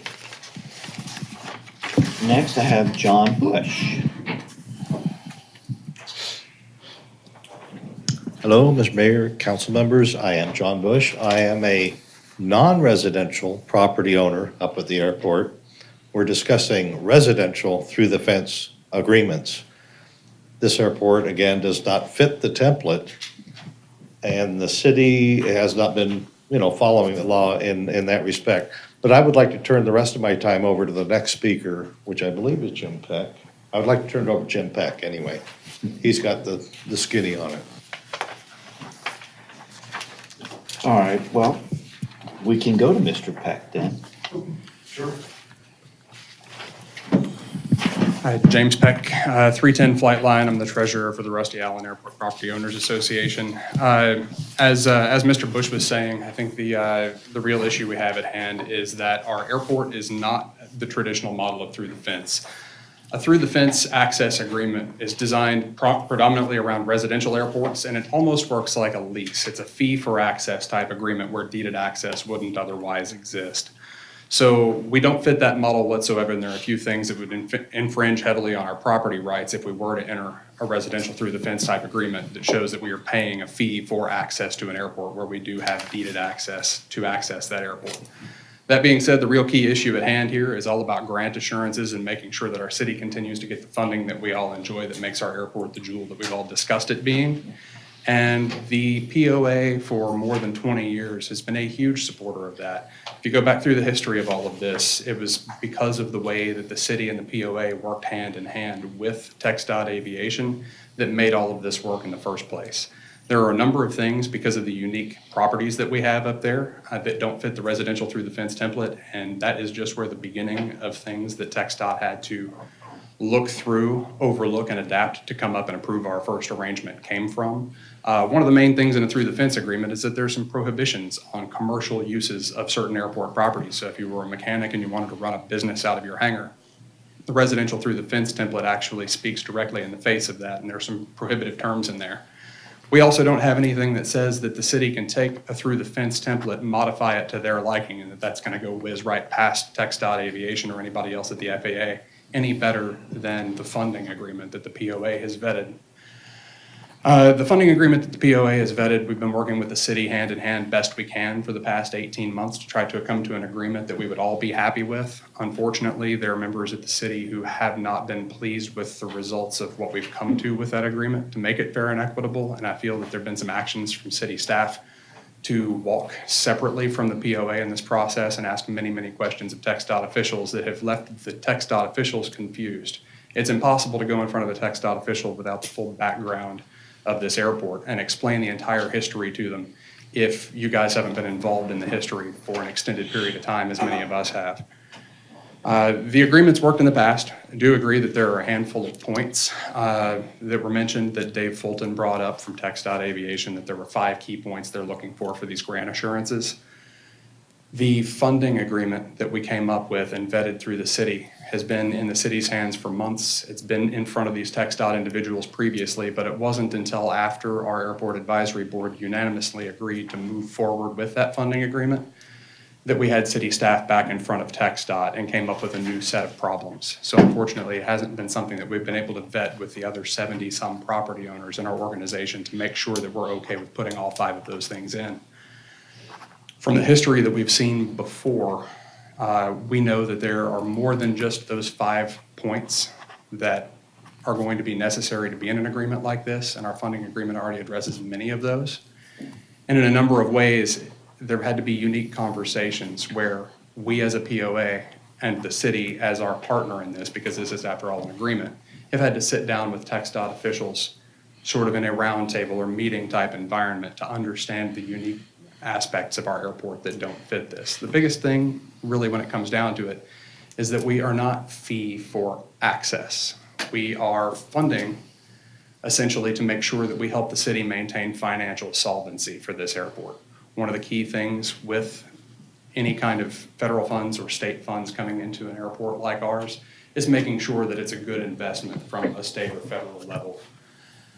We've maintained that for more than 20 years through our previous 2 10-year agreements. We'd like to do that going forward. The real key issue is that we're not paying for access, though. The $20,000 that we as a POA have contributed is basically for maintenance of the airport. That is mowing the grass, keeping the lights on, filling in potholes, things of that nature. It's not a fee for access. So to compare that directly to a tie-down fee is not an exact direct measurement because somebody who's tying down their airplane is paying to basically lease the dirt under their airplane. And as well, they're kind of paying an impact usage type fee the same way we are as property owners. That's why we're great with contributing it. We want to make sure from our POA that everybody who has any say in this knows that the POA fully supports wanting to fund this and wanting to make sure the grant assurances happen. We also want to make sure, just like was brought up by Councilman Sullivan, that we do follow the law to the letter. That matters in a huge way. Some of this has to be adapted to fit the model that we have because our airport is so unique. Looking across the contiguous 48 states, we have fewer than 80 through the fence type properties. Our airport doesn't fit the model of a residential through the fence, but it's the closest description that they had at a federal level to try to categorize us. Two different types of airports out there when it comes to small airports like this one. One, there's no privately owned property at the airport. Everybody's on a ground lease, even if you own the building that you put on your ground lease. And then airports like ours are a little bit more unique in the sense that we own the dirt under our building, we own the building itself. Rarely do you find that all coming together on the airport property. As Ms. Gloria stated, many times you'll find a separate adjacent parcel with a bunch of hangar home type apparatus. You live there with your airplane, you access it through one common taxiway, and you don't have any deeded easement to get to that property, where we do. So they're paying a fee for access in that case. We aren't. The problem that TxDOT Aviation was faced with back in 1999 when we first came together as a city and a POA and went to them to try to get a funding agreement put together so we could meet the requirements at that time for grant assurances, was them looking at it and saying, well, you need to be financially solvent. And we need to make sure that that funding is there, but we do understand you're not paying a fee for access. And that's really kind of the nuts and bolts of all of this. It's unfortunate that we haven't been able to work as closely as the POA would desire with members of the city when it comes to meeting with TxDOT officials, because the way this entire arrangement has worked from the beginning has really been solely based on the fact that we had our story straight between the POA and the city staff before we ever met with TxDOT. That way we weren't there to confuse officials who work at a very high level and need to follow templates for every single thing. If you don't have a very clear vetted case for why you differ from what the template fits, when you go speak to someone like that, they're always going to default to a template because they don't want to confuse matters. Right. We just don't fit the template. All right, so we're over a little bit, so.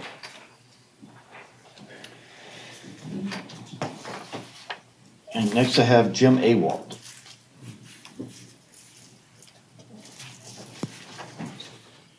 Jim Awalt, 1909 Lowen Ford. I've been in the city for 20 years. I'd like for the members of the POA and those to raise their hands so you can kind of get an idea who all's here. First of all, some of you, I've been at the airport for 20 years. Some of you haven't been here that long. The city got the airport for free. When the Japanese left with their tail between their legs, the POA or the property owners, the few of them up there, went and made a deal to buy it. Later came to the city and said, you guys ought to own this airport. And we sold it to you for $1. And after that, we had contractually a contract to manage it and maintain it. 100%. All of that expense we bared. Not a single penny from the city ever. Well, we grew and we grew. In 2009, prior to that, through the fence was a dirty word, like Kevin had said. And we proactively came to the city. I was the co-author of that agreement. I signed that agreement. And we came to the city and we said, hey, we want to be part of helping you grow. And we want to help you financially. So we asked Randy Kruger and Bill Angelo, what does it cost you to maintain the airport? They came back and said it was $18,000 something. I said, we'll give you 20 grand a year. They go, great. Randy wanted an escalation clause. And I said, look, Randy, you've never given us credit for everything we've done. We gave it to you and we've maintained it, all of it, have had all of the liability, and now give us a little credit for that. So we had a 10-year agreement. It was a fixed fee. Now we want to renegotiate that with you. And I talked with Dick and Ron in my hangar this week, and then we had a phone call from TxDOT, and Jim Schwartner from Dave Fulton. And I put him on the speakerphone because I said, look, I play with my cards on the table. I want you to hear what they said. And the deal is our agreement, our funding agreement is between us and you. Josh, you're wrong that we have to have approval from TxDOT. They'll look at it. They want to make sure those 5 things. Am I correct, Dick? That's it. Those 5 things. Let me tell you what those 5 things are. I think we have those 5. Let me speak to them. It'd be real quick. You have 5 Prohibit any seconds. aircraft refueling from occurring on the property. That means we as a property owner won't be selling fuel. We don't do that. So it's a non-issue, don't have a problem. Another is prohibit access to the airport from other properties through the property of the property owner. In other words, I own my property. If I had a vacant lot and a developer went across the street, I couldn't give him access through mine. Don't want to do that, never have, non-issue. Maintain the property for residential, non-commercial use for the duration of the agreement. Not a problem. It's what we're doing now. Non-commercial means commercial aircraft. Bear the cost of building and maintaining the infrastructure to the sponsored terms is necessary. There is a city ordinance that says if I have a hangar and I have access to the runway, I have to build that section of the taxiway and I have to build the apron. We already do that. It's a non-issue. And the first one is pay access charges to the sponsored terms comparable to those fees charged to tenants and operators. We can work through that. We can come up with a program. But this was just sprung on us this week, so we really haven't had time to vet it. But I wanted to share with the council how insignificant these are. Dave Fulton told me, he goes, "Hey, Walt, I don't care if you write the agreement on the back of a shovel, as long as it includes those 5 things. If you want us to look at it, we'll be happy to look at it. But the deal's between you and the city." So we want to help financially. We want to be a partner. The TTF template does not fit square peg round hole. We are opposed to it. The customized form we have is one that has evolved through the decades. We negotiated with the previous mayor and city manager. It went through legal department. And now there are some nuances with the new law. We want to come into compliance with those, but we don't want to use that blank template. It just doesn't work. What is in the customized agreement is also what the city's going to do. You're going to maintain the AWAS. You're going to maintain the runways through grant assurances. You're going to cut the grass. You're going to keep the lights on. The TTF agreement doesn't even mention anything that you're going to do. So we have given the city over $250,000 since we began a partnership. We want to continue to be proactive, but we don't like the feeling that a template fits all. It doesn't. We'd like to take our customized agreement and we would like to come into compliance with the new law and continue to be partners. We don't want to be adversarial by any means. All right, thank you. Mr. Mayor, if I could, I just want to make one comment. This did not just get sprung on them. I've been investigating this for 9, 12 months and have shared everything with the AAB members. Multiple of them are on the POA as well. So they've had it. The 136 has been out there for 12 months or longer. Next, Don Barthlow. So I'm Don Barthlow, I'm the president of the POA. We've been working on this for, like you said, well over 9 months. It's kind of sprung on us January 1st of this year. There was a council change. A couple of you guys came up there and we saw each other at the New Year's Eve party at the airport. Everything was good. First week of January, new rules and reg document sprung on us. Changed from what we had seen previously. I don't want to go down that road. We've already been there and done that. I'm going to try to be brief. I'm going to yield the rest of my time back to James Peck. This has been a partnership from the beginning. and that's why it's worked. And if you don't know the history and you haven't been there to witness it, then it's real hard to catch up on that. It's taken me years to understand it. The work that these men have done before, and women have done before I became part of the POA, and I appreciate everything they've done. And I know a lot, but I don't know it all. The councilman's presentation was wonderful, totally misleading, and everyone in this crowd is you basically are leading the council down a road to try to get them to think they're afraid of losing their funding from the feds because you can't make our airport fit this template. Our airport never fit that template, and we've been getting funding since the beginning. Since the 2012 law change that affected through the fence agreements, we got money again in 2016, right? We had $600,000 resurface, recoat the runways, no problem. Never had a problem until you start breaking up the teamwork, because they don't understand us. Employees come and go at Tech Shop much like they do here in our city, and we have to kind of re-educate the system every time we go back for a capital improvement project. Let me check my notes here before I waste too much of my time. So I've never seen the clock in the council meeting before. All right, I'm gonna hit a couple more points. Trust is everything for the POA working with the city. The trust was violated, and I've spent hundreds of hours this year since that January surprise document change is what it really amounted to. We won't go down that road. The trust has been difficult. It's hard for me to keep everyone believing in the fact that everyone's working together for the common good. And that's what it's always been. That's what's gotten us to where we are. If we want more federal funding, we don't need to, as the president of the POA, I'm not going to sign a document that says that we're something that we're not. I want everyone to understand that we are not a through the fence operation. We're a deeded access operation.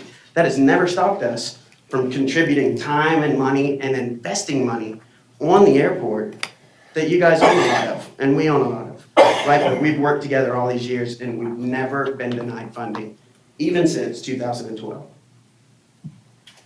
That's all I have. Thank you. All right, that is all that I have signed up to speak. Got one more person with his hand up. Two. Thank you. My name is Jim Wood, Herschel James Wood Jr. to be proper. Longtime Lago Vista resident. I was a active person in trying to get the airport established, and I've been a supporter and a hangar owner since. I pay almost $10,000 a year tax on that airport. And now you're wanting to jack up to $400 to $600 my ability to access that place. I'm already paying that in those taxes, as Diane very clearly made it that that's a redundant activity. I urge you to rework work with us in redefining an appropriate number for that, because there's very little correlation between what a pilot that comes in and rents a place to tie down an airplane, what he's getting for his money, $40, is an awful lot of stuff. But he's not paying $10,000 taxes. He's not paying another $400, $600, $800 access fee, and so forth. Kevin, you made a very serious mistake when you said that the pilot has no connection to this stuff you're talking about, scaring these guys about losing their grants. The pilots will have a very great connection with it. That place is made a jewel, as Dick pointed out, by the fact that there are pilots there. Those pilots have invested their personal money in building those hangars. That's an investment that most guys don't make when they come in and rent a hangar. We've made a long-term investment in those hangars, and the taxes are eating us alive on it because the county is very hungry.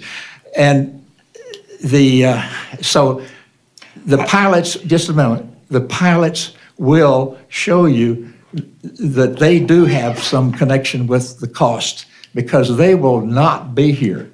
They will go elsewhere. I will go elsewhere, and I have intended to have that hangar until I die, but that can be changed.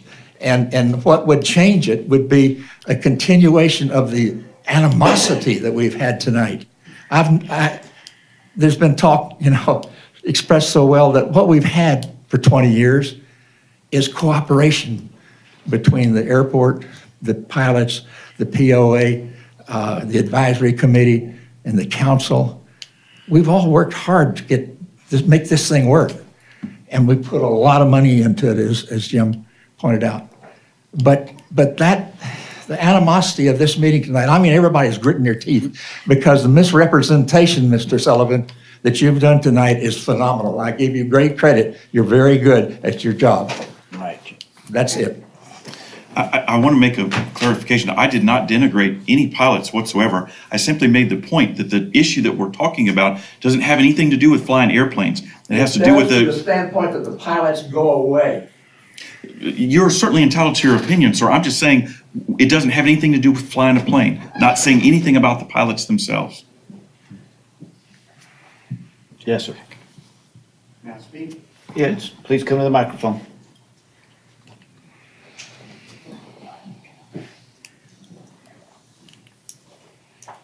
My name is Jim Peck, resident at 21509 High Drive. I own 3 properties up at the airport. Dick Weatherly addressed me about how do I know the law. This airport has private properties around it. They're private properties. We're the people, we're the governed. The template addresses nothing about private properties and a relationship with any municipality. The template is for the city that owns the land around their airport and taxiways. You don't. The template doesn't work. The law in 2012 addresses city-owned airports with city-owned properties surrounding those airports. You don't have that here. That's why this is unique. That's why I heard Mr. Tidwell ask repeatedly to Mr. Sullivan, is there something unique about this airport? Well, there you are. The law simply doesn't apply to private property owners who surround a municipal airport. I'm for cooperation. It's been going great for a couple of decades. But let's remember what the Constitution says. And it starts out how? We the people. And in our Bill of Rights, a minute and 20 left. We hold these truths to be self-evident, that all men are created equal, that they're endowed by their Creator with certain unalienable rights, that among these are life, liberty, and the pursuit of happiness, that to secure these rights, governments are instituted among men, and they derive their powers from the consent of the governed. We're the governed. All I've heard here tonight is staff recommendations about a template that doesn't fit our airport. Staff representing who? Who do you represent? Well, let me tell you, when we elect you to represent the governed and we put out a public notice that we're going to have a meeting, you're looking at the governed. You don't represent a citizenry that's silent out there that didn't want to show up tonight. You represent these people right here, us. We the people, we're the governed. We elected you. And your recommendation tonight didn't represent the people. I'm done. May I have 15 seconds? One more. John Bush again. Kevin, you were talking about following the law. I agree we need to follow the law. But I noticed in the presentation, you picked up on a lot of the FAA's regulations and points that, are favorable to your position, but you ignored some others. Some of the funding that we get is based on based aircraft at the airport. through a through the fence agreement, which is a residential through the fence. We're not a residential airport, but that comes from, with a residential through the fence, you cannot count aircraft on private property. So what you've got up there is 6 aircraft based there. And this is where we've cooperated with the city and TxDOT, and they've kind of, we're gonna make this work. I just want to let the council know they should keep that in mind, that if you're going to push and have to follow the law to be legal, it's totally illegal to count those aircraft. But we'd like the airport funded, so we have to be careful where we step. TxDOT brought that up when we was talking to them the other day, and they made the exact same point you did, that through the fence aircraft cannot be counted as part of the total. FAA maybe doesn't count those, but they basically said that they did. So to make sure that we got the appropriate amount of funding to our airport. That's a fine example of the arrangement that we've had where the cooperation between the POA and the city has allowed those sort of exceptions to be made to help ensure our funding. That's exactly the example that I was speaking to. So it's really important to keep those type of things in mind, and that's why the cooperation is very important. It's all been about cooperation from the start, and anytime that the POA is not completely vetted what we're all going to TxDOT to talk about, and they go speak on their own, number one, they're not representing the people. Number two, it's going to start confusion and create tension where there shouldn't be it. This has been simple and very amicable for years, and it does not feel that way right now. I would just know that on the face of this FAA document that describes the imperative that everybody is so excited about tonight, they call this whole thing a proposed residential through the fence template. This is not a residential zone. Okay. Period. I think we've got that point made very well. Thank you. I think Councilwoman Bland would like to speak, be recognized. Thank you. So first of all, I want to personally apologize if I portrayed that I had any animosity through the questions I've asked this evening. I certainly didn't intend, when you said the council, it means all of us, so. I'm sorry. That's okay. No, that's okay. That's okay. I just want to make sure that you guys know that I have no animosity. I also, I do have a lot of questions though, because I'm trying to understand, I'm seeking to understand. So the first thing is a question to the city manager. Do we have a reciprocal document from the Airport Advisory Committee or something to compare the template to? Yeah, it's in the packet. It's in the packet? I didn't see it in the packet. I just saw the. We have both of them. Oh, okay. Then that's my fault. So I will do research on that myself. Have we investigated the question around taxes instead of fees, utilizing taxes, and if the FAA would accept that, the base level property taxes? I can tell you, I spoke with Gary Loftus, and he addressed this very issue. I didn't bring it up. He did. And he said, you're going to get arguments from these people that they pay taxes, therefore they should get free access to the airport. And his response to that was, no, that's not the way it works. If it did, everybody would say, I pay taxes, I get access to the golf course, or I get access to this, blah, blah, blah. He said, it doesn't work that way. You cannot equate your property taxes to access to non-essential services, because that's really what we're talking about here. Deanne mentioned roads. Of course you get access to the roads. Those are essential services. You get water, you get wastewater. It's essential services. Golf course, airports, those aren't essential services, and generally they operate off of user fees. And that's basically what we're trying to do. For me, when it's deeded, it's essential for All right, me. you haven't been recognized, sir. Sorry, did you have more questions, Dean? Suzanne? No, I just would like for us to take a look at that again. I think that we do, my personal opinion, I know this is an action item tonight, but it sounds like we're pretty far away from the Airport Advisory Committee and from the POA, and I'm just wondering if there's a reasonable time frame within the next couple of weeks. Is it even reasonable for us to think about bringing forth something a little bit closer together for the council to look at? I don't know that we even need to go to the Airport Advisory Board. This is an agreement between the city and the POA. And the POA knows what they've got to put in as far as these 5 points or whatever.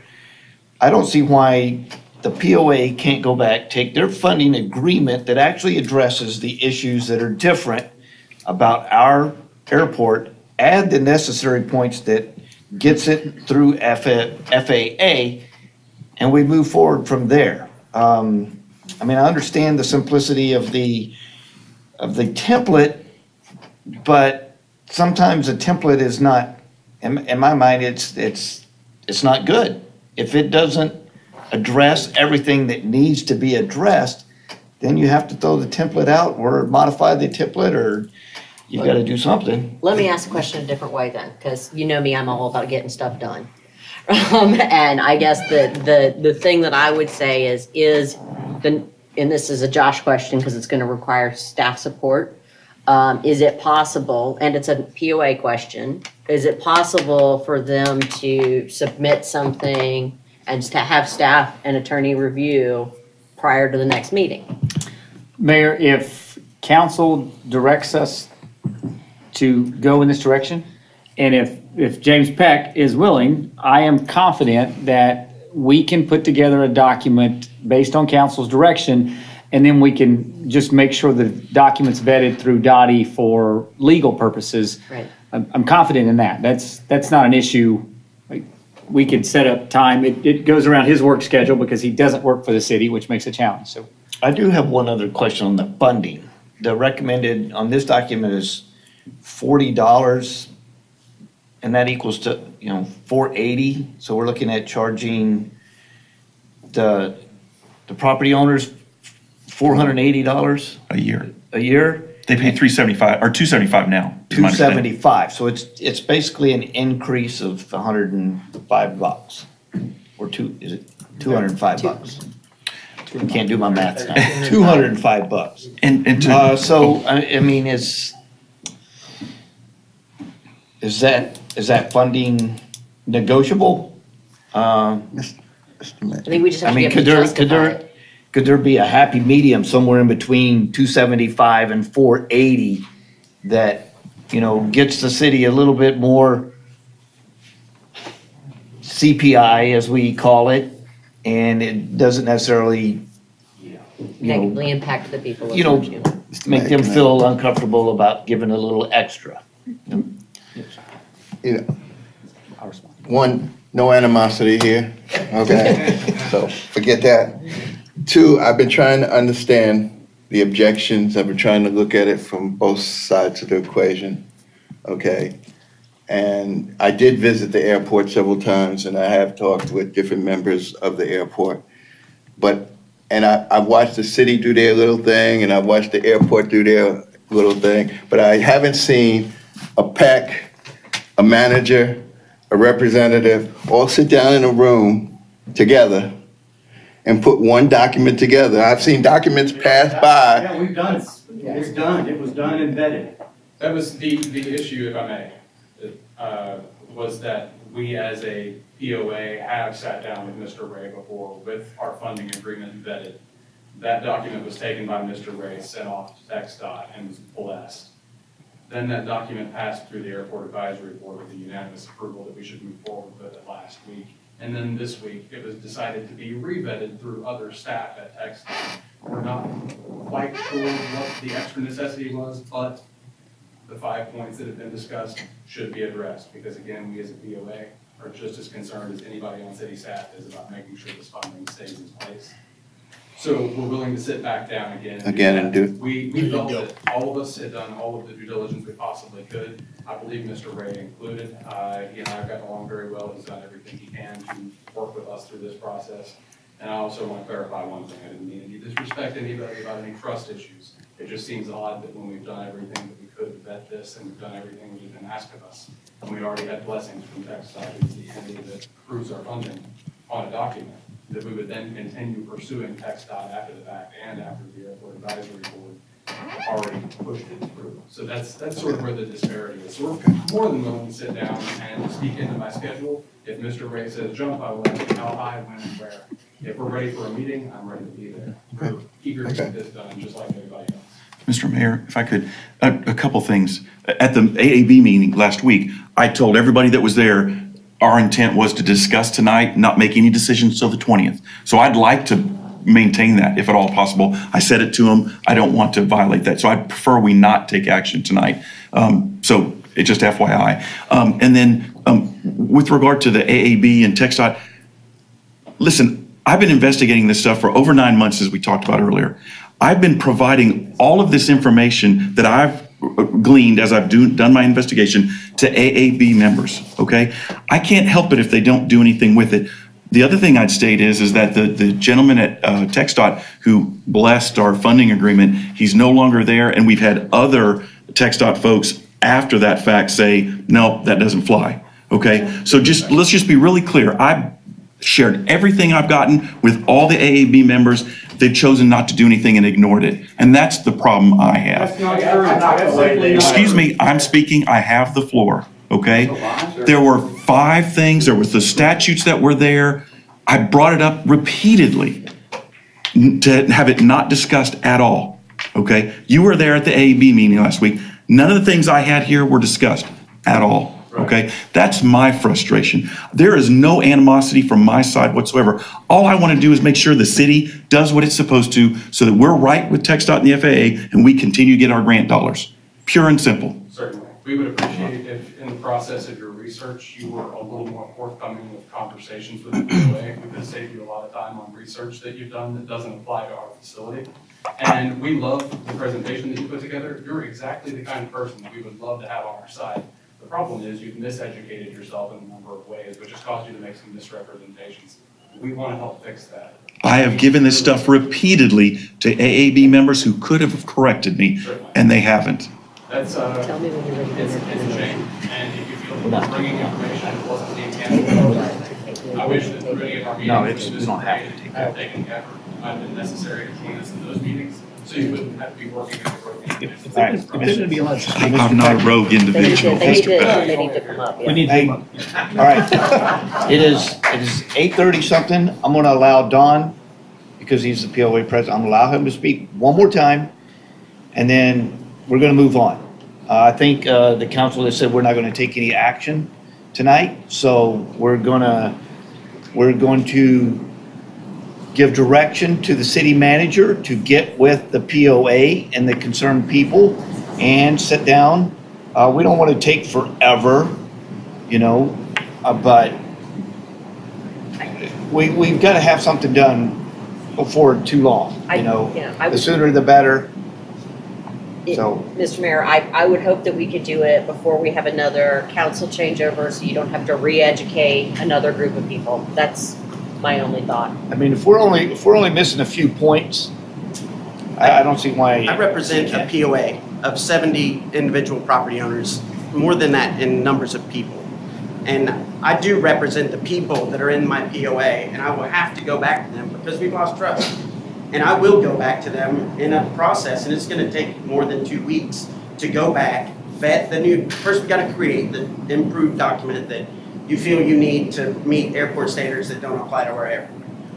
I'm gonna let that go. We can work on that document, and if I could get my POA to support it, then I can sign that document. I can't until it complies, and we can't comply with something that we are not. We're not a through the fence operation. It's very simple and clear to a lot of people. Some people don't believe that is that concise.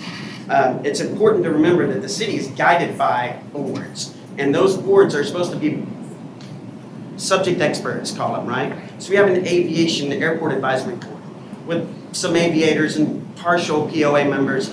It was unanimous. They understand because they listened to the history of the airport and why we're unique. Not just, oh, you're not unique, we're gonna make you a through the fence operation. They understand we're unique. So Travis County we are the only other municipal airport in Travis County. They love us. They want us to exist. They want us to thrive. If you lay pictures over what has happened in Lago Vista in the last 20 years and compare them to pictures of any other airport in Central Texas, most of them are closing. And ours is growing, and people are investing their private money onto a public project. And it's a great example of how to turn general aviation around and make it a healthier part of our national economy. It's not something that we need to be embarrassed about. It's something that we need to celebrate. It's definitely not something we need to mess up by trying to make it conform to something that it isn't. Got it. Mr. Mayor, I only have one more comment, and I hear what you're saying, Don. But when you talk to the guy who's the head of TxDOT on the phone with somebody he considers a friend, giving us the straight poop, If you and ask he him says, enough times, and he says, you've got to follow the law. He didn't we question it. well, I have no doubt we But follow he the law. said, and then sent us But 136 and said, it's got to be in there. Okay, you've read a bunch of laws. It was a great presentation. No, I've only Then read go one. on. Okay. I've only read one. I haven't gotten into any of this. Okay. I'm talking about what Dave told us, and Dave knows this airport. There's no question of that. He knows the history. He knows exactly how it's set up.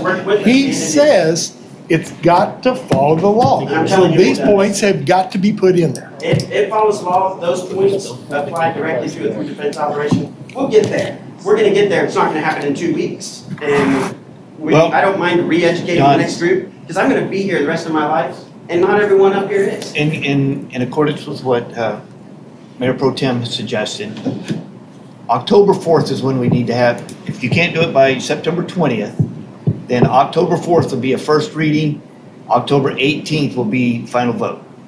And that's, because that gives us, before a new city council is sat, so that gives you. So am I taking your document, or are we making the document? No, you're making the document. Both people are making the Well, document. and I would suggest, why not take a look at the through the fence template and say, okay, what's there that you don't like? I mean, is it easy? Is it I can't easy? believe you don't think I've done that. You don't listen very much. No, I listened everything. Well, I heard you say that the AAB approved something unanimously last week, and it violates all the points of the statute that you guys are saying you're going to put in. I hear you. I'm glad you made that point. The point I was going after is we're supposed to listen to our advisory boards. And that advisory board has been disenfranchised by the fact that Kevin doesn't listen to what they say. He's been their liaison. They've requested him to be removed as liaison. That's been denied. And I understand they don't want everyone to be swapping off and getting rid of their liaison whenever they want. It's not happened very often. But it needs to happen now, because if he's not listening to the aviators, then where is he getting his information? He's going, you can fill this room with documents from the FAA, many of which no longer apply because they're old, right? Okay, we're done. We're gonna move on. We're gonna move on. Yeah, I'll just add from my perspective, I don't care where the document comes from. I just care that there's an agreement and that everybody gets home safely tonight, because this doesn't sound like it's getting any better. So that's. So October 4th, I want to see a first reading. If we work together, we can probably get there. We need to work very expeditiously on that, because if it's something that needs to go back through any TxDOT personnel, they move like turtles in peanut butter. We've got to get in front of them as fast as we can. Gotcha. So, well, initially we're looking at September 20th. He says he can't get it done, so the next council meeting is October 4th. We'll go from there. But no later than the 18th of October. That's going to be the final. Main point, we have to agree, because this is a partnership.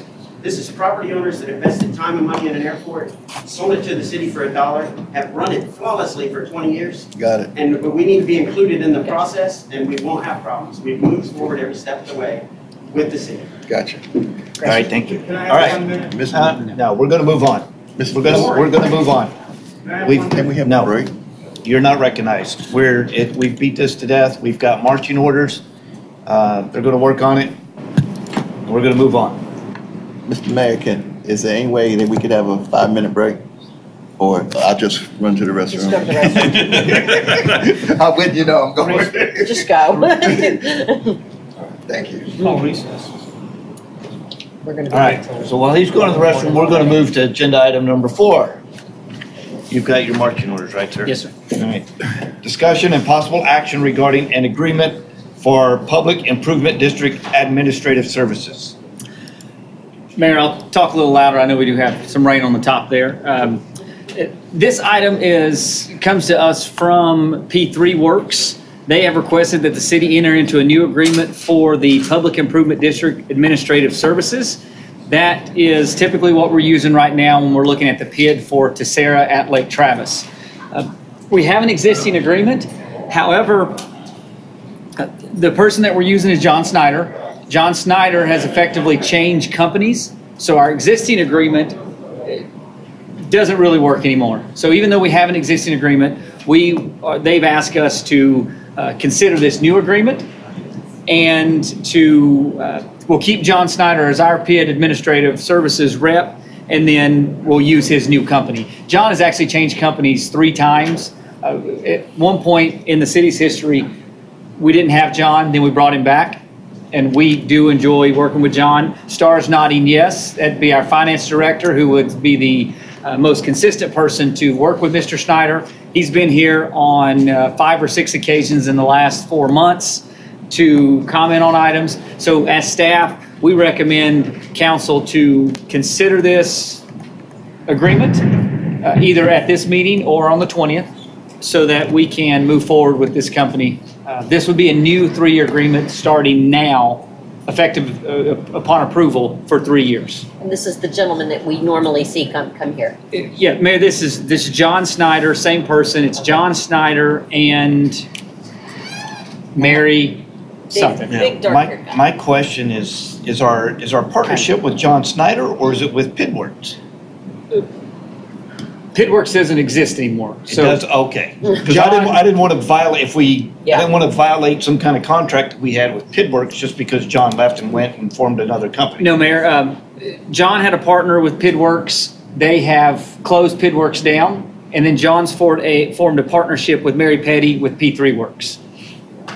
So we've confirmed that. We have validated that through phone calls, and that entity no longer exists. It's rolled into P3 Works. Okay, the fact that PidWorks does not exist anymore, has that affected our agreement? It does, well, it affects the agreement. However, we have language in the agreement that allows us to continue working with the entity that that's providing the service. Okay, good. I just want to make sure we're not. Just so the council knows, John Schneider's been involved with the Tessera property since inception. Yeah. Okay, so he's got the complete history. John's a very competent and astute person. I don't know about the employment situation. He might have been self-employed for all I know. But I think we need to keep John Schneider in whatever company he works for. Mayor, and I put in the staff summary that, as I always put, John's always here. This is one time that John happens to be out of the region tonight.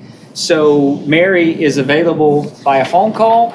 And I did point out to them as well, if we had questions, if council had questions that couldn't be answered now, that we would consider this on the 20th. John will be back in the region on the 20th. Should you push this item to that time, he will be in attendance if you have this discussion on the 20th.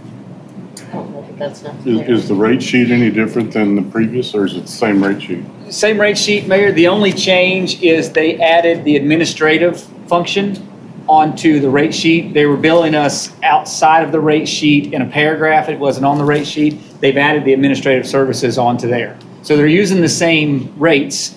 Same fees. They just put that into the fee schedule now. Okay. Everything's in there. And those rates are paid through the PID payments, not by the city. Correct, yes, ma'am. I knew that. We pay them, they're reimbursed. I think Star has hopefully a check coming soon in a large amount of money from a reimbursement, so.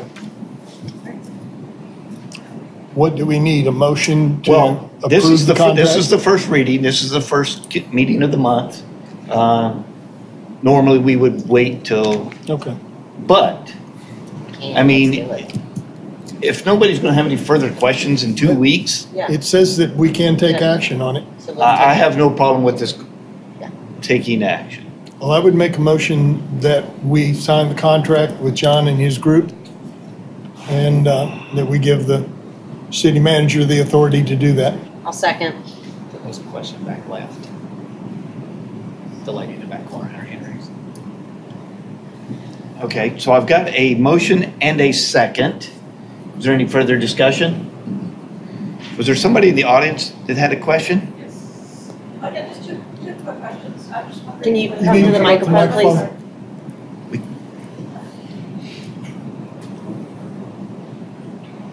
Got to let the people at home hear it. Hi, I'm Wendy Anderson Orms. We are at 22207 Cape Travis Bend, which is in the Tessera area. I just had two questions. I was just wondering, when John dissolved the company, and are the rate sheets publicly available to us? Mayor, I don't know the exact date on the previous company. Okay. I can answer the second one, and I can get that information back for you. The rate sheets are public for you. Anything that we have in our agenda tonight, you can go online to the city website, click on council agenda, packet. Everything that's there is all public. Okay, So great. this whole agreement's public. Feel free to pull it up and look at it at any point. That was it, just 2 questions, thank you. Thank you. All right, so I've got my motion, my second, no further discussion, so all those in favor say aye. Aye. All those opposed, nay. Hearing none, motion carries unanimous. All right, number 5. Discussion and action on ordinance number 18-09-06-01.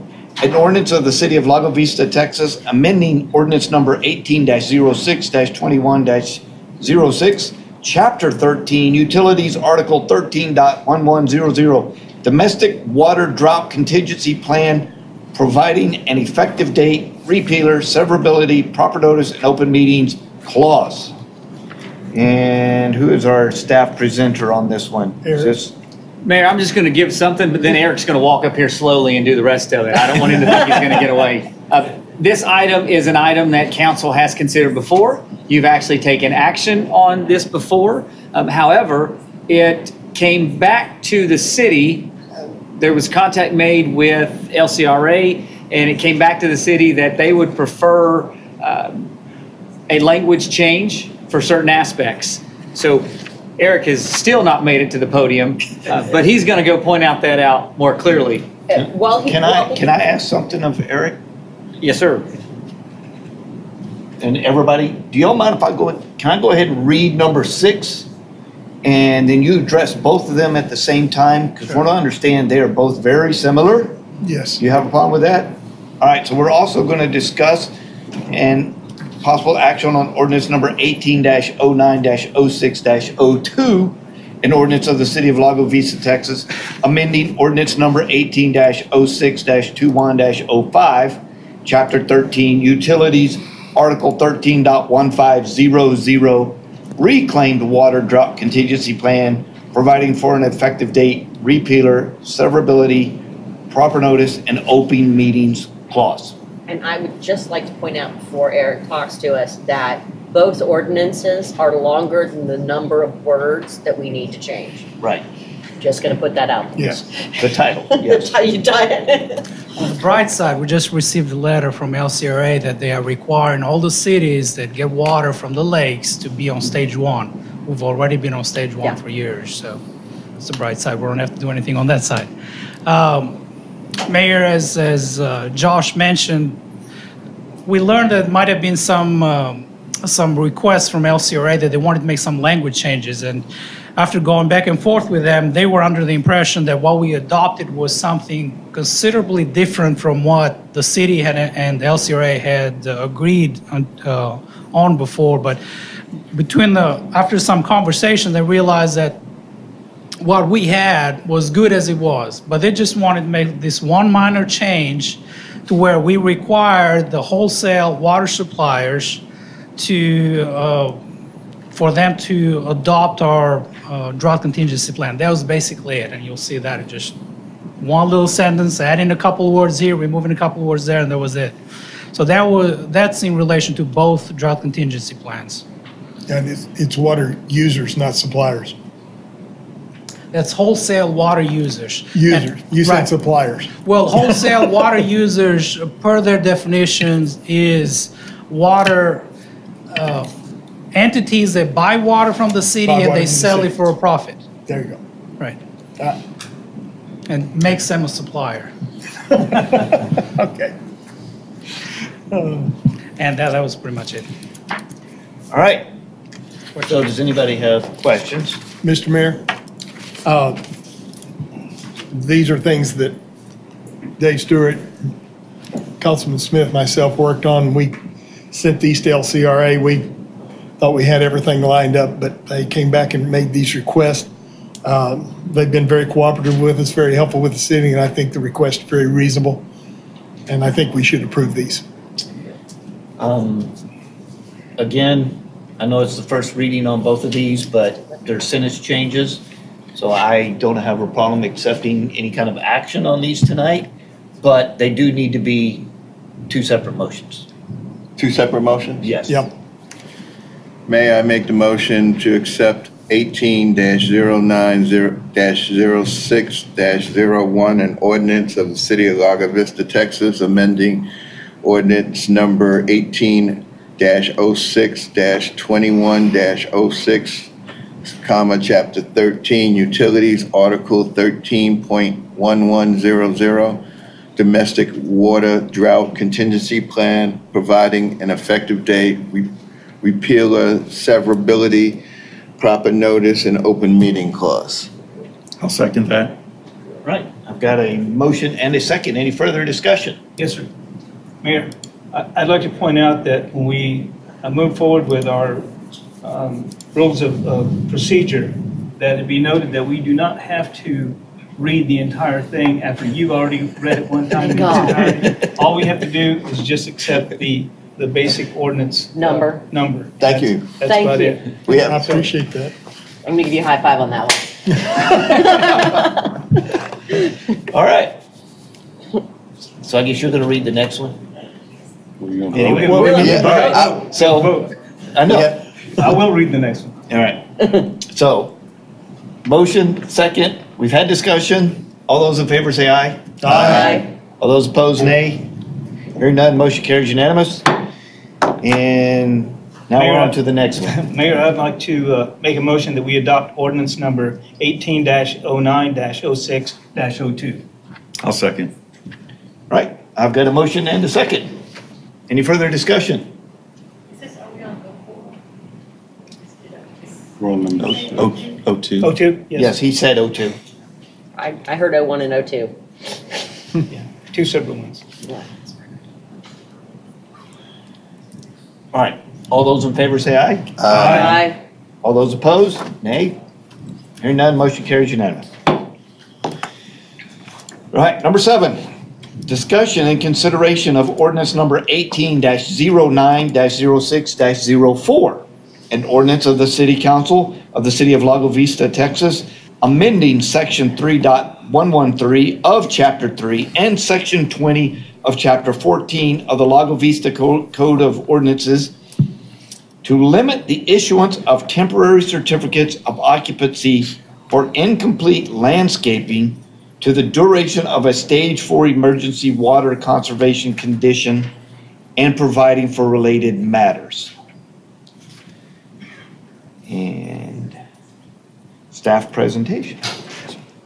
As we discussed last month, this was a request of the Planning and Zoning Commission, who were of the impression, and accurately of the impression, that the staff was not necessarily properly following up on temporary certificates of occupancy that were being issued for incomplete landscaping. When I researched the complaint, the chief building official acknowledged that the practice was initially started for a number of valid reasons that were the requests of the homeowners. But quite frankly, what had happened is when we were building a handful of houses a year, he was able to effectively follow up on those requests and make sure that they were complying, and now he no longer can do that. After discussing the problem with the staff, we came up with what we thought was a more effective solution, was to shift that burden from the chief of building official, who has inspections to do, to the code enforcement officer, who is routinely starting that sort of thing anyway and making those sort of investigations on a routine basis. The idea is that we would simply, if the people made that request, we would simply start them and put them in the system as a code enforcement follow-up. They would be contacted by Greg. He would make an agreement as to what their reason was and how much time they needed to comply, and he would follow up, and if they did not perform, then cite them to court like he would any other violator. That idea was presented to the Planning and Zoning Commission, and they rejected it and asked us to instead write this ordinance that basically prohibited us from issuing temporary certificates of occupancy for any reason other than emergency drought. Yes, ma'am. So we talked about this in the last session as well. I continue to have concerns because, as Mr. Robbins knows, in the backyard, I like to grow a few things poorly. And planting anything in this area in July, June, August, just not a good idea. But that is the height of when people want to move in because of school seasons. So I think this is a huge flaw. I think we need to go back to the root issue because I don't want people, one, throwing up a bunch of plants that are non-native, hardy, stuff, right? Or they're just going to throw down dirt and seed and let it die because they can't keep it alive. So I guess my question is do we want to look at lots that are yet to be landscaped when it becomes a reasonable time to plant things? Or do we want to look at dead plants, which we have no control over? And so it's very difficult for me to support this in this state. I would much rather allow our staff members to make a reasonable decision at a reasonable time of year. That's my 2 cents. Well, Still strongly opposed. Well, I personally like the idea of what Roy suggested to P&Z, that the code enforcement. Yeah. It works. Otherwise, you're going to get a lot of builders complaining about they can't close on their house, and people can't move into their house. Right. There's a number of very valid requests that homeowners make for these things. I'm not going to take all the time because of the storm to go over those, but none of them were capricious, I can assure you. So and I haven't looked at the guidelines, but my fear is now you get, instead of grass, they're shredding the cedar trees, they're covering the yard with the mulch. Well, and then they're sticking 2 trees and a couple of bushes in there to die because they're not going to spend the money on something that's going to die. Just so they can get a CO. So I would rather see a nice, well manicured, well thought of, well planned out. Along those lines, there even seem to be some misunderstanding about what the landscaping ordinance already calls for. And that's not to suggest that it's perfect. It needs quite a bit of work. Right. There are some lots that can't comply with the landscaping ordinance that reads. They were of the impression that some lots were being clear-cut residential, when in fact, the only thing that you're prohibited from clear-cutting is protected trees that are rather outrageous different distance from where the foundations can go, or any other paving. I think those issues are probably going to be addressed in the Scenic City Initiative, and we even recommended to the P&Z, other members wanted to look at the landscaping ordinance and change it. We asked them to wait until we can benefit from that evaluation of the Scenic City. The theory being that, we're going to pay for that evaluation, let's see it before we can.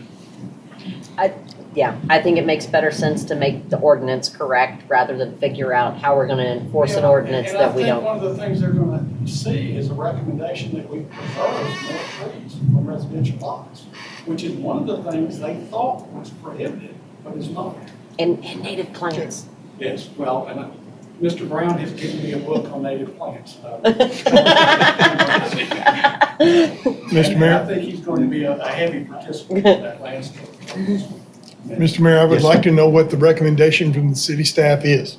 Our recommendation was the policy that they rejected, was to simply, when there's a request made by a homeowner for a temporary CO, that rather than expect John to follow up when we're permitting 300,000 a year, that he has to inspect, and instead turn that over to the code enforcement. Okay. And did they vote on this? Their recommendation was to. And was it unanimous? Yes, ma'am, it was. So we would require supermajority with P&Z, right? No? I'm not sure that's true for a text ordinance amendment. I'm not either. I don't think Okay. Well, can we recommend that the development services perform this?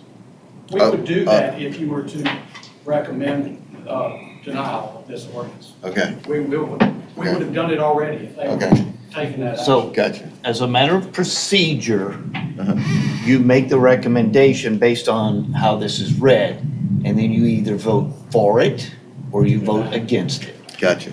Would we not make a motion to deny this? Yeah, we'd make a motion to deny this particular ordinance that we not adopt. I will adopt the policy. I think everything has to be in the positive, if I'm not So mistaken. you make a So you motion make to- a motion, and then if you don't want it, you vote against it. Well, If you wouldn't make it the would motion, more you have likely to be vote for that we make no motion, nobody makes a motion to adopt it and it dies for lack of motion? Or second, It could die for lack of second. Yeah. And then there's just no action taken. But I mean, I don't think anybody up here is going to make a motion to adopt it in the first place, to be honest with you. So it'll die for lack of a Am I motion. incorrect in saying, could they make a motion to deny it?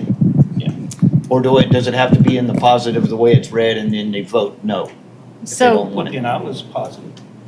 A lot of cities address that in their procedural rules, that if you make a motion to deny, then you do a second opportunity to allow somebody to bring something forward, to place a condition on it, so making a motion to deny does not necessarily stop the debate.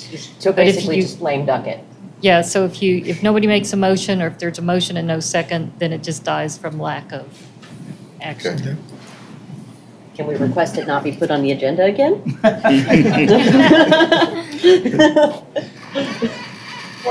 Mayor, you can request all you want, but if an advisory board recommends it, we're going to bring it to you. Okay. All right. Any other questions? Discussion question? So, okay, I do have a question. You're saying, if advisory board says it, you're going to bring it.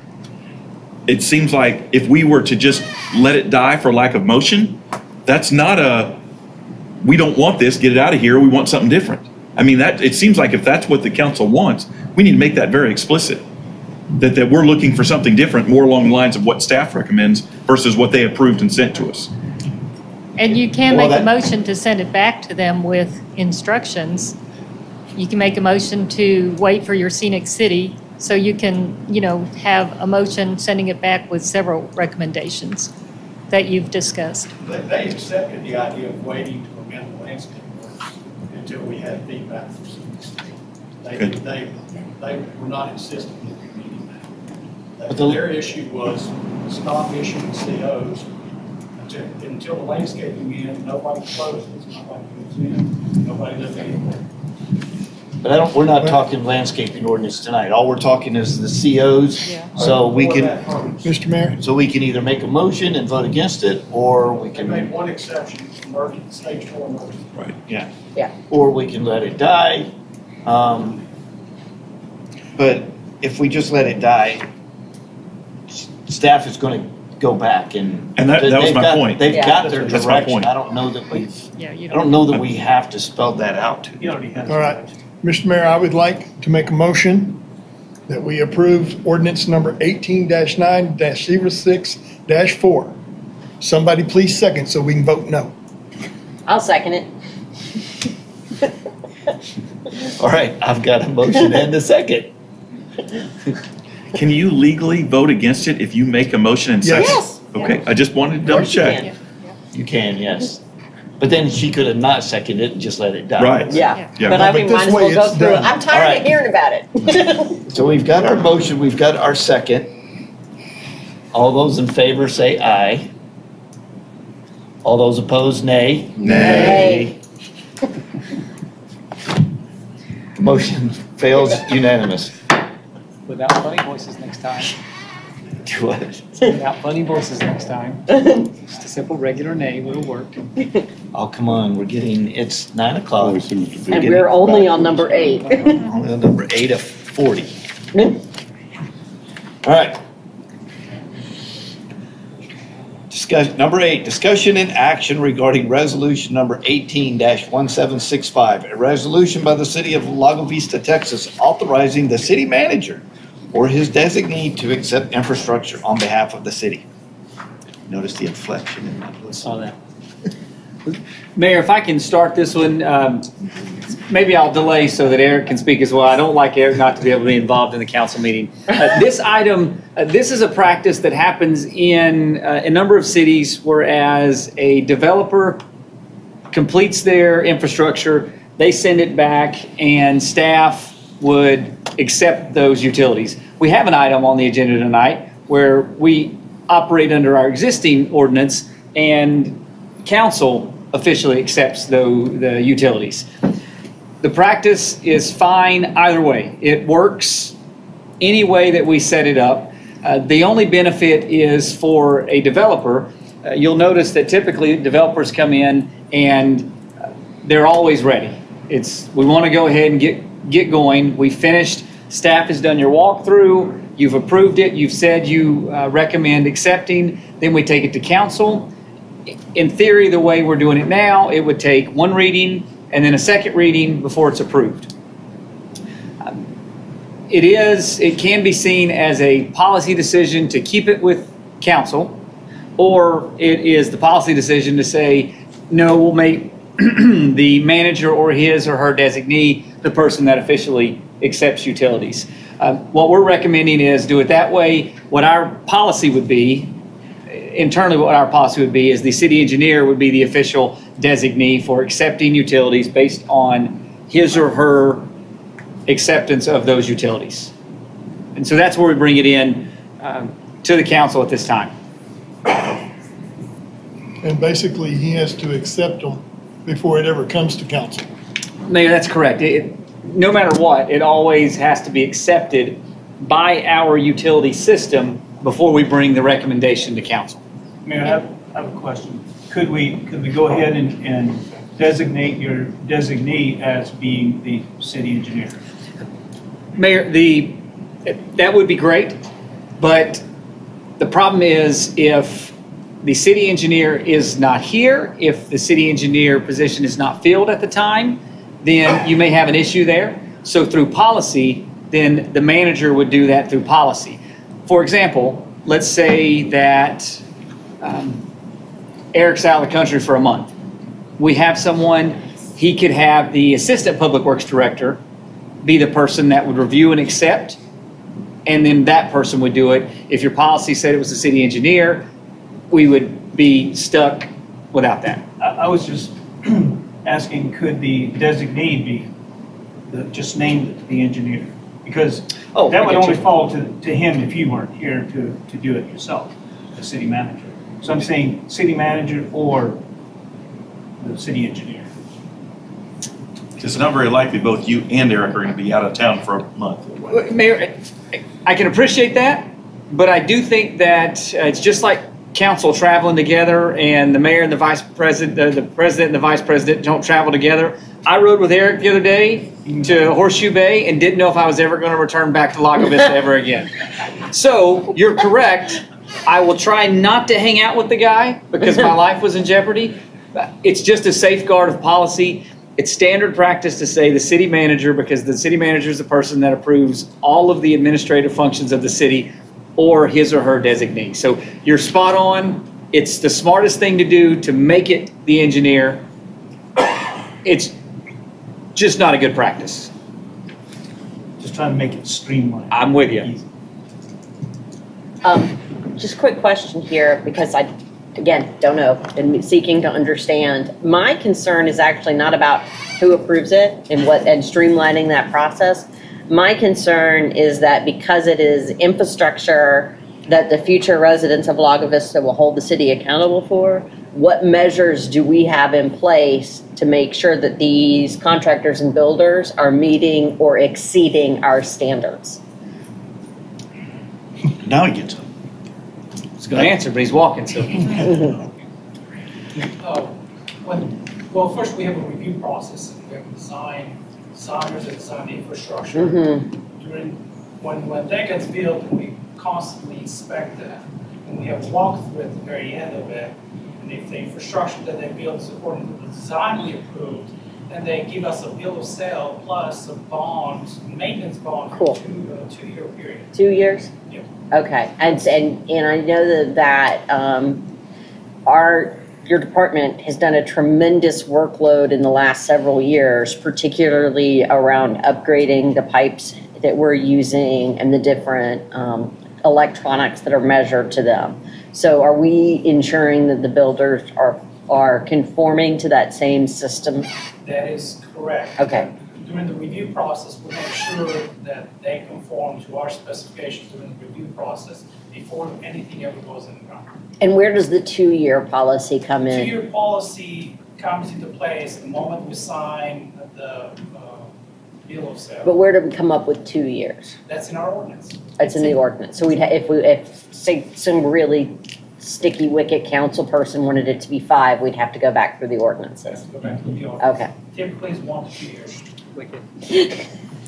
Mayor, Little cricket reference there for you. Josh, how do you designate someone? Is it an official process, and how do we know?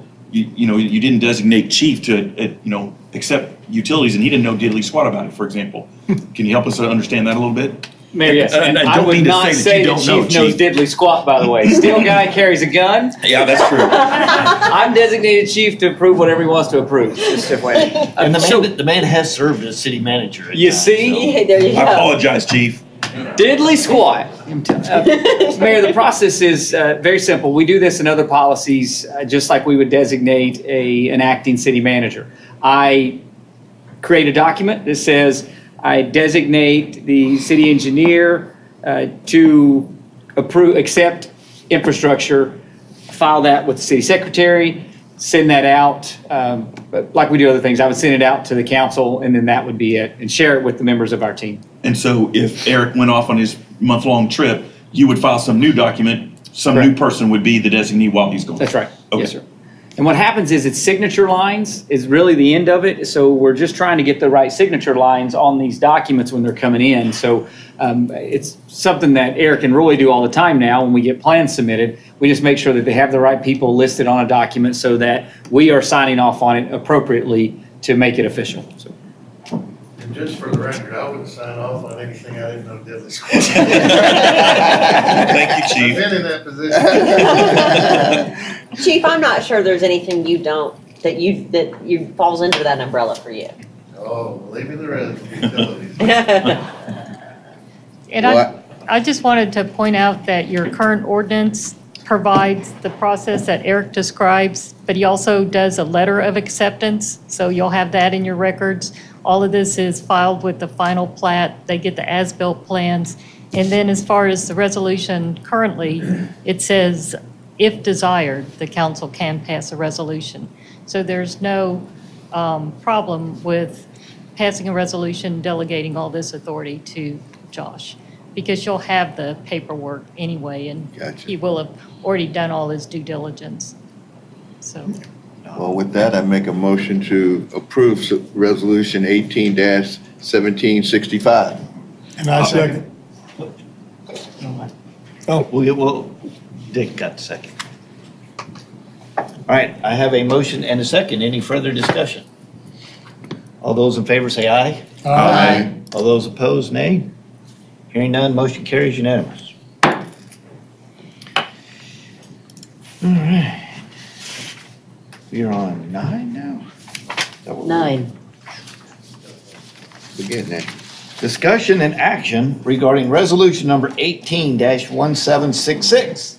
A resolution by the City Council of the City of Lago Vista, Texas, designating certain officials as being responsible for, acting for, and on behalf of the city in dealing with the Texas Parks and Wildlife Grant Program, certifying that the city is eligible to receive program assistance and that the matching share is available, and dedicating the proposed site for permanent public park and recreational uses. Mayor, this item is something that the council has considered before in the first round of Texas Parks and Wildlife grant application for what will be our park located at Cedar Breaks. This is a form letter type of situation where you designate the manager to say, yes, we're going to go after this grant. We've had this discussion about this being phase 2 of that park development process, and our goal and intention of doing that during the FY19 fiscal year. You'll notice in the staff summary, the application is for $500,000 from Texas Parks and Wildlife, and it includes the items listed, and that we are planning to ask for in-kind from the city for $230,000 of land. So we're going to try and use a land designation again this year as our match. The good news is, if we're approved for that, then we'll have additional dollars for the other items that we're working on. If you remember, we have said that we would like to have this park completed within 3 phases. That's a goal. It's not in stone. Something magic happens, it can be completed faster, or lack of magic, slower. But that's what we're doing here, basically saying we want to apply and we want to make this process move forward. So the grant is 500,000. We're looking at 230 in land, so the other 270 would be Cash? No, sir. So, well, yeah, that in kind, yes. So 230 in kind, total project cost being $1 million. You're correct. I was not listening correctly.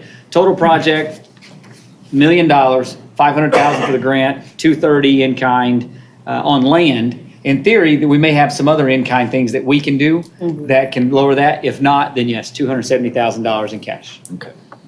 Josh, when we applied for the first phase, we were advised by the grant writer that the in-kind land that we presented on the first one, the evaluation of that land was higher than the in-kind required, and that we could utilize a portion of that towards our next grant.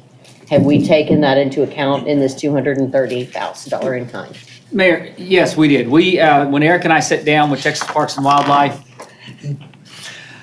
we talked to them about those exact facts. Based on the Parks and Rec Advisory Board stating this and bringing it to our attention, talking to the grant writer, we brought it back to them. There are some concerns in the total amount of land and how it's being used in phase 1. So we can't reuse those items, but Texas Parks and Wildlife has told us that they will consider the additional value this round and that there's some other property that we'll be able to use for this round of the grant. Cool. So we don't have to come up with another $270,000 maybe? Maybe. I would still say that considerably, there's going to be at least $150,000 that we're going to pay. And this being part of those dollars, as we've discussed during the budget process, if we're able to allocate at the end of the year some of our surplus dollars over into that parks fund, that's the money that we're talking about for next year. If we're approved for the grant, then we'll bring that back to the council at that time so that you can designate those dollars at that time for grant match. Would this be a example of a type of thing that would cause us not to lower the max rate of 65 so we could make sure we had funds for something like this? Mayor, yeah, right now, I think one of the comments made earlier was that when the money's coming in, we can earmark it. Like we're doing it for streets, do it for Parks and Rec. Part of the conversation that we've had at the first budget workshop was, in theory, if we were saying we earmark 1 cent on our tax rate for Parks and Rec, we earmark 5 cents for street improvements, then we designate those into those funds and they're sitting there, and for your purposes, we don't move dollars out of those funds. Same as we're asking to do on the capital projects, so that we start putting money over there. The one question asked earlier was from Ms. Gloris was, what do you have in those fund balances? Well, we'd like to not just worry about those fund balances, and let's worry about all the other funds that we earmark towards, so that we know specifically, we'd feel confident talking about a designation of $400,000 in the Parks and Recreation Fund instead of the $22,000 to $27,000 that we have now. Right. You'll notice I didn't mention that to Ms. Gloris because I wasn't real proud of it at the time. So, yeah. Yes, sir. Great point. Perfect. Thank you. Who is our designee of the first in phase 1? It was the city manager. City manager. Yes, sir. And Mayor, I'm good with designating the chief on this one too. Unless Councilor Sullivan's got a problem with that. I'm really good with it. No, sir. No problem. He still has, well, you both still have people that want to play in the park. True indeed.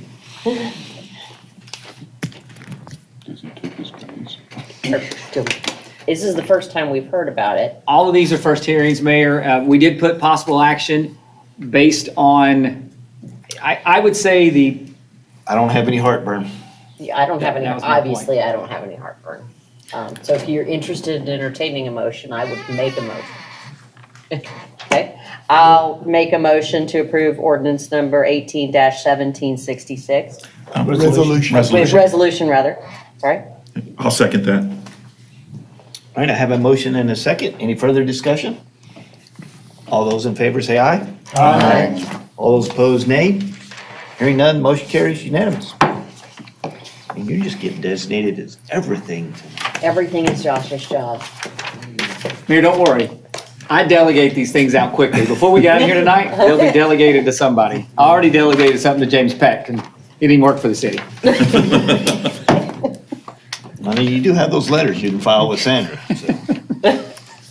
All right, number 10, discussion and action regarding resolution number 18-1767. A resolution by the City Council of the City of Lago Vista, Texas, accepting certain infrastructure improvements in the Marshall's Harbor subdivision. Mayor, on this item, I referenced this earlier when we changed this procedure, but the way it's presented on the council agenda is we should still consider this to the council. We shouldn't do this administratively at this point because of the way the ordinance was when we wrote this document, or we wrote the agenda. So what we're requesting here is Marshall's Harbor Limited. We had a utility acceptance from this subdivision previously at council. That was for a few items. This is for an additional list of items that we've included in your staff summary. These have been designated, put into effective use, and as city staff is recommending and our special legal counsel, that we accept the utilities as well. So we haven't accepted these before, and we're accepting them for the first time tonight? Yes, sir. Because I thought I remembered making the motion on the previous one, but I guess we didn't have everything? Mayor, so you did approve, we're talking to this mayor now. The other guy's gone. The short mayor. Yeah, that one. You did approve those before, so those are totally separate from the items that are listed here. Right. So we had to fact check and go back and look at the full list to make sure the ones you did approve before, those are approved, we're good. Coming back from the city engineer and from the assistant public works director, these additional items were listed, and so we've reviewed them, discussed them, and that's where we're at now. Do we have right of way on all this now too? We, easements? yes, sir. We have the items that we need now. Okay. Now, all of these things have been there for quite some time. And I guess my question is, was there some kind of implied dedication to the city, but nothing official done? Why are we doing this at this point? Mayor, similar to the last issue, on the last issue, if you recall, what happened on that instance is the developer said, we designate these utilities to the city. The city manager at the time said, we accept it and I'll take it to council. Council discussed it, but never officially approved the resolution accepting. So similar to what we talked about before, where you could designate staff to do this, staff did that before, and same thing didn't happen to the council level. Council informally said, yeah, that sounds great at a meeting. And so minutes show that. Similar kind of process here. That's what makes this one incredibly different, is the fact that it never came back officially to council to give the final approval. Yes, sir, these utilities have been in effective use, and therefore, logistically, we need to have everything that's part of our system that we didn't construct accepted back as a city utility. We're dotting our I's and crossing our T's here. We're crossing every single T we know that's out there with looking naked. And we feel comfortable that this infrastructure is up to the quality level that we expect from our own team? That's a pause right there. Mayor, this is not a pause for lack of an answer. It's a pause for not wanting to answer. At this point, a lot of this infrastructure has been in the ground long enough that we've exceeded the warranty program of what we would say. We feel comfortable that there are a lot of items here that are in good condition and that can work effectively. We are not confident that 100% of this infrastructure will be effective over a long period of time.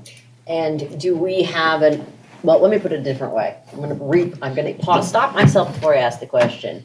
Do we have an appropriate amount of budget next year to accommodate, I mean, obviously, we're gonna have to do it one way or the other, right? But do we have an appropriate amount of budget to address any issues that might arise?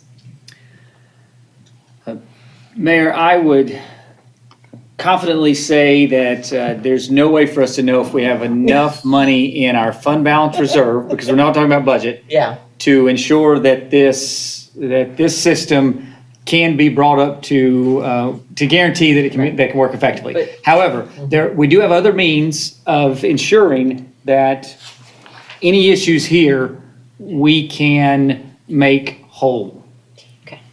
But to be, falling back on this is still our responsibility, whether or not because we have citizens living in those environments currently. Yes, ma'am.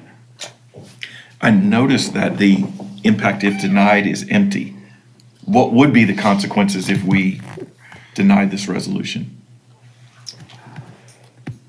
No consequences.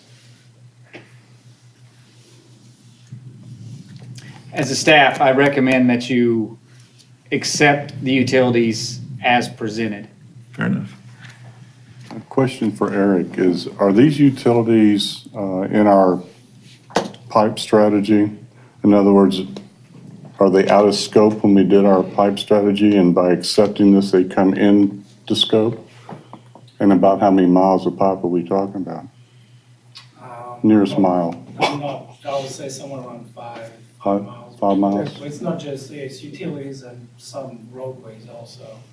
And keep in mind, we have been using this, the public has been using these utilities for many, many years. So informally, the city owns them. This is just making it formal. Do you know what type of pipe it is that's in the ground?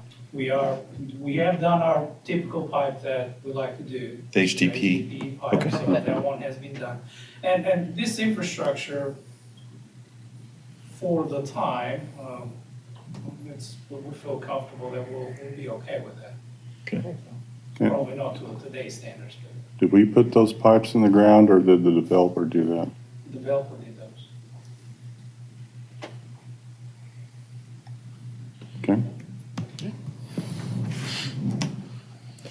Mr. Mayor, I'll make a motion, we adopt resolution 18-1767. Second it. All right, I have a motion and a second. Any further discussion? All those in favor say aye. Aye. All those opposed, nay. Hearing none, motion carries unanimous. All right, let's see, we are on 11. Discussion and possible action regarding the airport tie-down parking construction contract award to CTX Civil Constructors, LLC. Thanks, Mayor. I'm going to lead this as well, if you don't mind. If you get tired of hearing me speak, just call on my designee. He'll handle this. This is a bond package project from the last bond. It is the tie-down area and basically a taxiway at the airport. We've worked with the Airport Advisory Board, and this is a priority. It's been a priority since it was approved by council to say, let's get this done. The funds budgeted within the last bond package were $40,000 to complete this area.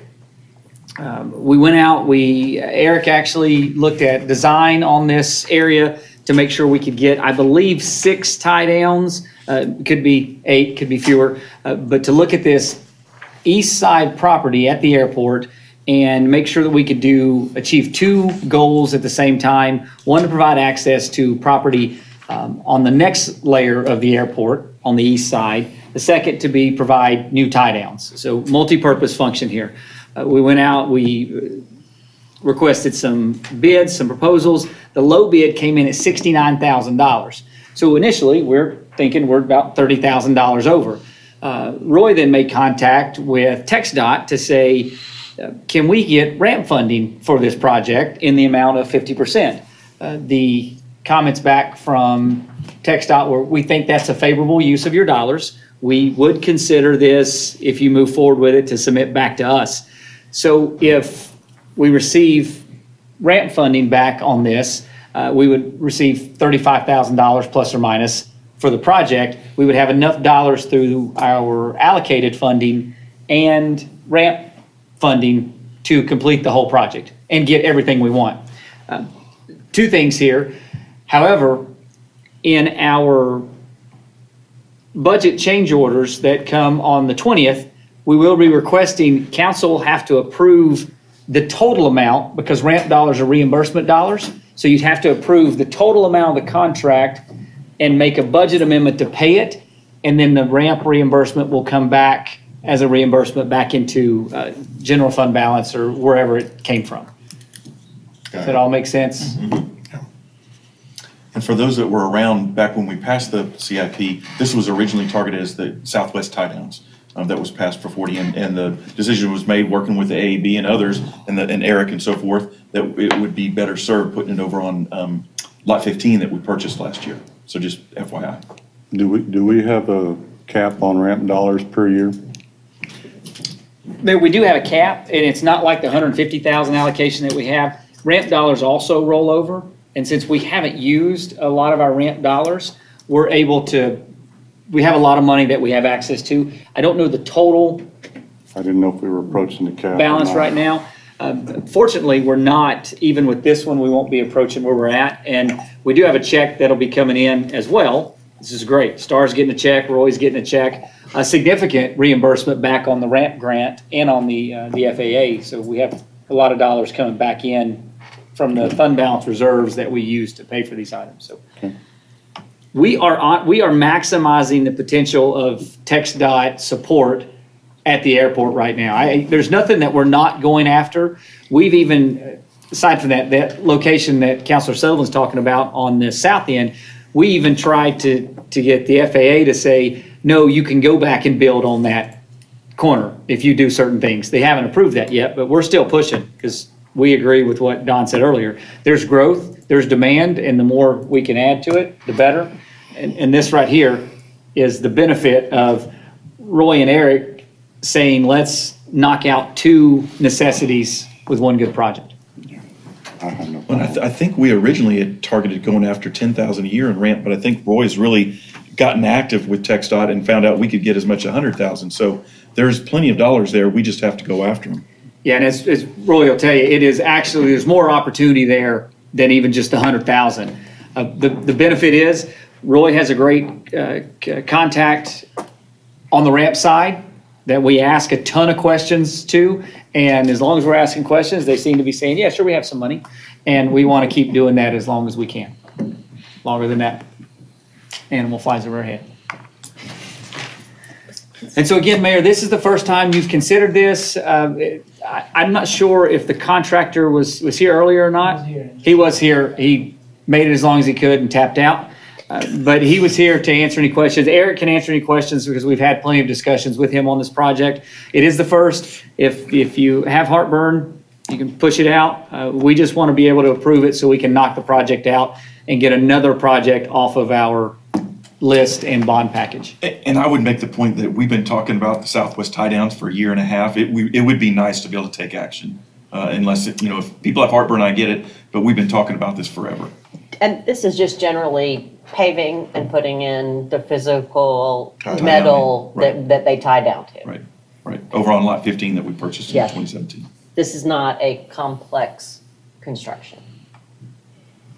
Stainless steel with a lead and an anchor, very fancy. You didn't bring the examples with you. I will provide some feedback prior to moving forward that my dad, when he comes to visit, says that our current tie downs, the chains are too short and he has to bring his own straps. So make sure that they're nice and long for the tall planes, wings. Look at that, he's sitting there going, We will make this nice. Do you get the chains with the tie downs? You get the chains? These actually have, we pull it out on the cap, you can pull out a chain, and then we're going to set up other places at the airport, part of the projects that we're doing, that provide additional straps for people that may not be carrying their own. What we have learned is a lot of pilots bring their own, because I would too. But we're going to provide some extras just in case. They do still tend to complain about it, though. Full service airport, we're here. All right, Mr. Mayor, are we ready for a motion? And Sure. I had just a couple of recommendations. In standard construction contracts that I do, I require insurance. So in your motion, I would recommend that the insurance certificate is reviewed by the city manager, and if there's anything in it outside, that he refers that to legal. Also, you're required by state law to file these House Bill 1295 forms, that they're a disinterested party with the Texas Ethics Commission. And I'll provide the information to Josh to give to the contractor. And then he also has to sign a form saying he's not going to boycott Israel. That's what your legislature did in all your contracts. Those are required. And if you looked at the P3 contract, he had those in there. So For the concrete, we need to make sure that he's willing to buy the concrete right, from that's Israel? right. Okay. No boycott. If of they Israel. provide a good opportunity, we want to consider it. So if the provisions are not in the contract, I have forms, and I'll give them over to Josh, and I gave him my standard contract, construction contract provisions, so that we can start using those. Okay, Dottie, that doesn't need to be in motion, though. Those are issues that go with the contract, right? Right, if you're going to approve the contract, make sure it includes the insurance to be reviewed by the city manager, House Bill 1295 form, and the no boycott of Israel. Because that's not in the current contract. I'll make a motion that we accept the standard construction contract for the airport parking improvements with the amendments that Dottie has just elucidated. And I'll second that. Okay. That'll work, Mayor. You know what they are? I know we will not boycott Israel. It's not you guys, it's the contract. We won't let anyone boycott Israel in this city. I know Lee, I'll make sure. All right, I have a motion and a second. All those in favor say aye. Aye. All those opposed, nay. Hearing none, motion carries unanimous. All right, we are on number 12, discussion concerning rules of procedure. And staff presentation, is this Arch on this one? Mayor, I don't really have anything other than to ask for the ordinance that actually puts the rules of procedure into place. We have spent some time the last couple of weeks making sure that we went through the rules of procedure that we presented earlier to make sure that they were all proper and that we didn't have any errors. I think Councilor Williams and Sullivan have done extensive work on this, and I believe that we're at the point where all we need to do is to have the enabling ordinance. Two thoughts, and we talked about this as a group. Number one, we talked about talking with Dottie and saying we got the opinion back about the one section about removal of members from various different boards, and we were hoping that we could get. It was pretty confusing, to be honest with you. It sounds like all our ordinances around those are different, and we were trying to figure out, is there some way that we could get a one standard sentence or paragraph that addressed that issue? So that's point number one. And then point number two, we believe that there is content in this new rules of procedure that will need to probably supersede section 1.331 of the Code of Ordinances, because it's a duplicative. And so our hope is that either you or staff could take a look through our Code of Ordinances and find out, are we right about that one section, for example? And number two, are there any other sections that we're duplicating that might need to be replaced? Because it would not be a good thing for us to adopt this new rules of procedure and still have section 1.331 in place. I have two questions, I guess, or things that we may want to look at. On section 6.3, a maximum of 30 minutes will be devoted to receiving comments from public on each agenda item. And the speaker is limited to one presentation per meeting and a maximum time of 3 minutes of any items. The only concern I have is that I totally support the 3 minutes thing because it tends to get reiterative, but is 30 minutes the right amount, right? We have had some meetings, thankfully not in a while, where we've had a lot of differing opinions that wanted to be heard. So is there an opportunity here for the mayor or council to allow or extend that time period? I think that that's always An opportunity? for the mayor to make judgment on, yes. Okay. And one thing to. Does that state it in there somewhere though, or? Do we need to state it in there that the mayor has an opportunity to extend? There was another section where it said you could not speak if you didn't fill out a form 5 minutes ahead of time. Right. And we did make sure that was in there that the mayor had discretion to bypass that. We might need to add something similar to this section for the mayor to, at his discretion, to extend the period if he thinks it's appropriate. Yeah, and then the second one, and this is more to do with, because, we haven't seen this again in a long time, because Josh has done a great job of getting us streamlined in council. But when we start having these super, super long meetings, we'll probably do another couple hours. Do we want to put some provision in place that calls out, breaks or rest or time? Because 3 and 4 hour meetings are very hard on anybody. Just something to think about. Yeah, that's not something that I think is currently in our rules of procedure, and certainly something that we can address. Just something to think about. But I did want to make the point, though, that the rules of procedures that we're suggesting that we adopt here are not only going to apply to council, but they will also extend to all of our boards, commissions, and advisory committees. I think it's great work. I think it's putting much of what we already do into writing, which is fantastic. And so I appreciate you putting all the effort into this. But just a couple of little nuances, but we could also just pick at this forever too, so. Entirely possible, and we can always go back and amend it Yeah. at some point if we feel a need there. Just going back to that point I made, if you look at 6.3, the rules governing citizens' comments, you were reading from point number 1 about the 30 minutes. If you look at number 2, the last sentence, and I think we added this, it says the mayor can consider comments from citizens that did not submit a request as time permits. And I would suggest we might want to add a similar sentence like that to number 1, saying something to the effect of the mayor can, at his discretion, extend the 30-minute period, something along those lines. If you look at 3.7, motion to suspend the rules. Council may desire to give a particular speaker more time than normally allowed. But we have to make a motion. A motion to do that. suspend the rules and give the speaker 10 additional minutes accomplishes this desire. So if we want to go beyond 30 minutes, just We would make have it. to make a motion. Just make a motion to. To suspend We the could rules. Okay. we could begin that All right. at the very beginning. When we open the public hearing, we can go, all right, I'm going to make a motion to suspend the rules regarding the 30-minute time. I actually like that better because then it's the whole council's decision. Right. And yes, the time is great, but there's got to be exceptions, because sometimes there is information that you just cannot get out of somebody in 3 minutes. Sometimes So- we have to go to larger facilities because we have so many people who want to speak to us. A couple of questions. Did the team reconcile the procedures that you're coming up with the charter? Yes. You did look at that? Okay. And Ron, just in multiple cases, we put in there, city charter will rule in this Oh, so particular you instance. referenced it? We referenced it, yes. Okay.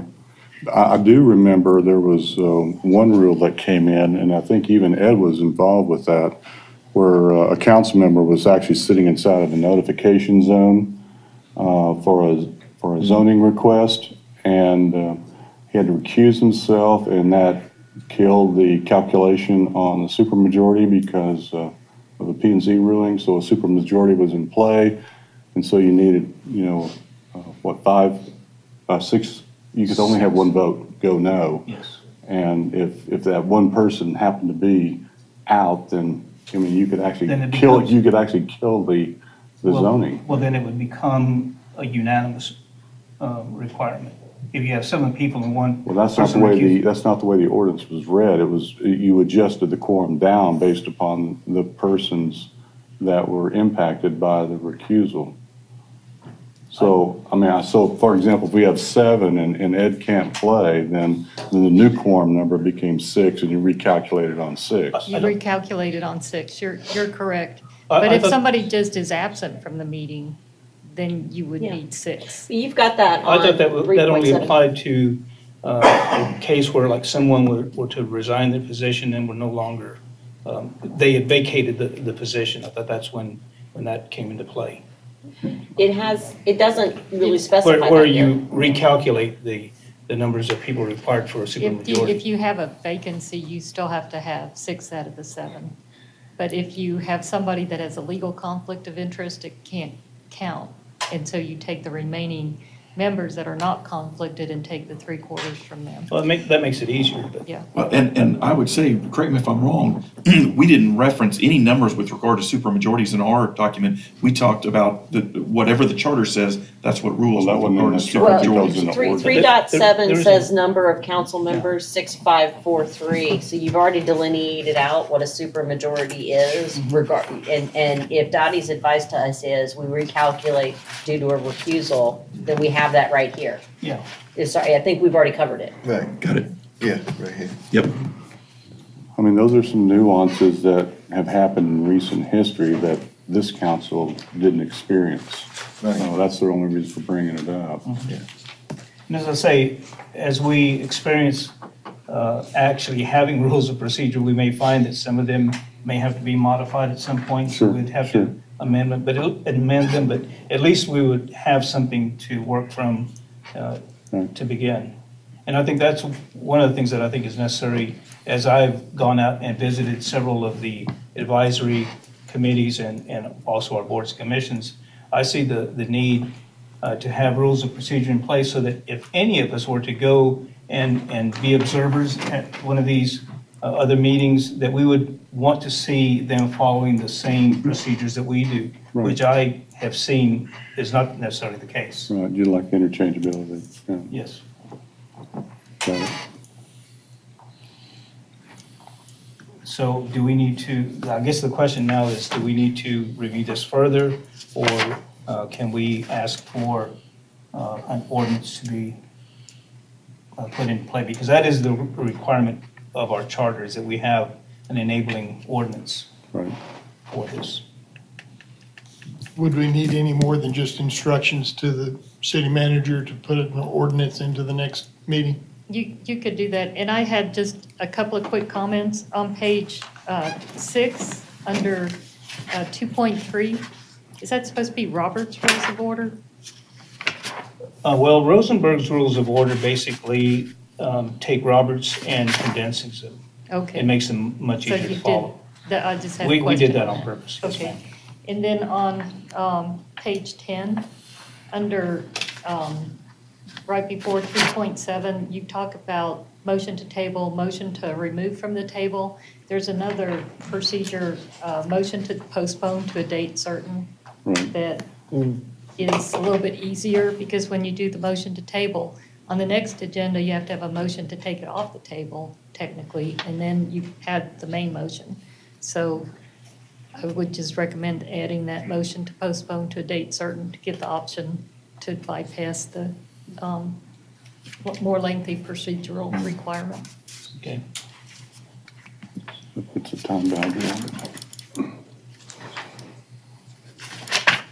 That's it. Very good. Well, I think that's a great add. So that certainly would be my direction to city staff, that let's try to get those couple of things tightened up and get it taken care of. We've talked about it extensively at this point over multiple meetings, and had a lot of people have put a lot of time into it. So I appreciate all the work everybody did. Do we need a motion? No, for this that, or it's just for discussion. Discussion, so we just Yeah, give so it's just direction. direction to the city Need manager discussion, pass to those come down. forward with the ordinance. These are the things that we referenced earlier that would be laminated, has Robert's Rules of Order on one side, and actually has the table of motions and points of order on the other side. And these would be available to all of our commissions and boards and committees that meet here.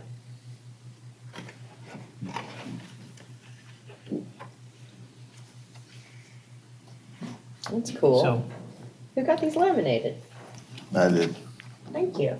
Yeah. You're very Very thoughtful. You can add menu items on the back too, Mayor, just in case we go past 10 o'clock. Call in. Maybe we just need to have a standard ordinance that if we go past 10 o'clock, that we get up to stretch our legs. Got Pronto's phone number down here at That's the right.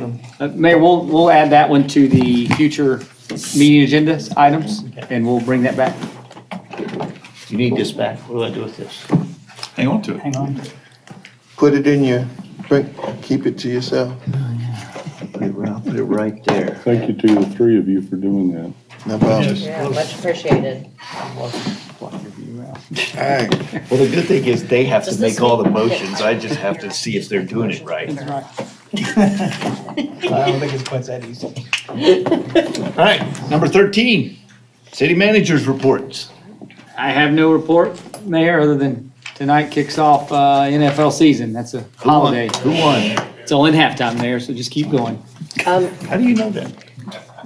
My know-all friend, I did Chief have, Danny Smith, knows all. I did have a quick question under schedules. I guess we're not to schedules yet. Never mind. We're not. I However, apologize. future meetings, number 14, consider schedule and items for future council meetings. Okay, I did, so I'll, if I can, Mr. Mayor. Yes. I did want to let the rest of the council know prior to scheduling the meeting for last week, I was scheduled to travel internationally for work. And that was, I have been trying to plan my travel for non-council weeks, but that was planned prior to the special meeting. So I apologize in advance. So which meeting are you talking about? The 13th. Yeah. I'm going to be in Ireland, and when you guys meet will not be a time that I'm going to want to talk to you. It will be And the 13th? in the middle of the night. You're not going to Skype in? I'm not going to Skype in. It will be the middle of the night. I heard that. After a long day of work. So I apologize. That's not going to happen. The other piece was that someone mentioned that we have a council meeting every week in September. And so is there a meeting on the 27th? No, I just, Oh, okay. I misspoke. Okay. but No, okay. Just basic. wanted to be clear It because just I'm felt traveling like that every week. Thursday. I'm traveling that week too. So I just. And Mr. Mayor, on the 13th, I will not be at that meeting also. So just let you know. Anybody else? I'll be here. I'll be here. Okay, so we will have a quorum. You guys better not. Nobody else can miss. Are you gonna be gone? I want to be gone. I want to go somewhere. Mr. Mayor, I did confirm with the library director and members of the Library Advisory Board that they can come on October 4th to present their long-range plan. So if we can make room in our schedule, we could confirm them for that date. And ideally, we'll have an agreement Awesome. with the POA by then too, right? And I don't believe it'll be particularly long presentation, so I wouldn't worry about that. They've come and presented their long-range plan before. I think what they've put together is an update, what's been accomplished, what's been finished, what's in progress, and what hadn't been touched, and they're going to give us an update on that. Don't believe it should take that long. What group is that? The library. Oh, okay. Mayor, you'll notice on there that in November, the fire department will be giving us an annual report. They asked to do that, and so we said, great, we'd love to have you. And then they've also scheduled their groundbreaking for Saturday, September 15th on Bronco at 10 o'clock. And then 11 o'clock at Station 103 next to the high school. I'll send this out in an email.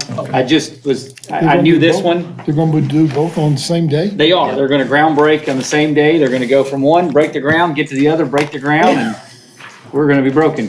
So I'll send that out in an email. And Danny's speaking.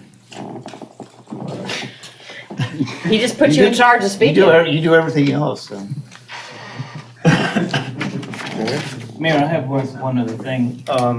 In your absence, we talked about scenic cities, and I made a presentation, and I did get the approval of the rest of council to move forward with that. But I don't know procedurally if we need to ask for a resolution for that, because all we did was just basically discuss it at that point. It's $750. What's that? It's only $750. I know, and city manager agreed that he would pay for that out Out of his fund. check? However, Out of his private account? Designate that back to chief. my question is whether or not a resolution is required to do that, so that when we talk to the people at Scenic Cities in Houston, they may require something like that. before, because the next step for us is to have an interview, a telephone interview, and those interviews begin September 15th, and so I'd like to know if they ask me, do you have a resolution to move forward with Scenic Cities? And if so, I'd like to be able to answer yes or no.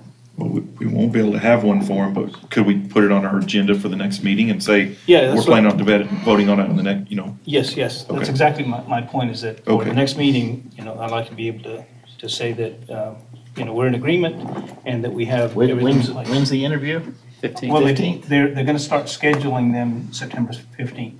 And I don't know really when the end of that period is, but I know that's when they begin. And so I have to call them sometime between now and then and say that we are moving forward and that we would like to schedule that interview. I would just request that November 1st be a really short meeting, if possible, November 1st. November 1st. If we can minimize that agenda. Do we have I thought that was the 6th. Mayor, we'll do our best to stack that one heavy. We're gonna load that sucker up. Well, then I will make some funny symbols and say, peace out. It is the 1st. We can put that on the 13th agenda, that resolution. We could, Mayor, and so we'll make the call, we'll follow up again. Roy and I've had this conversation. We'll follow up to confirm on Monday to make sure if they do want us to have it, and then we could put a second baby item Yeah. without any discussion on the 13th. You had a unanimous support from the council previously. Right. I think. Yeah. I don't think that our opinion has changed in any way. We just want to see the money. Yeah.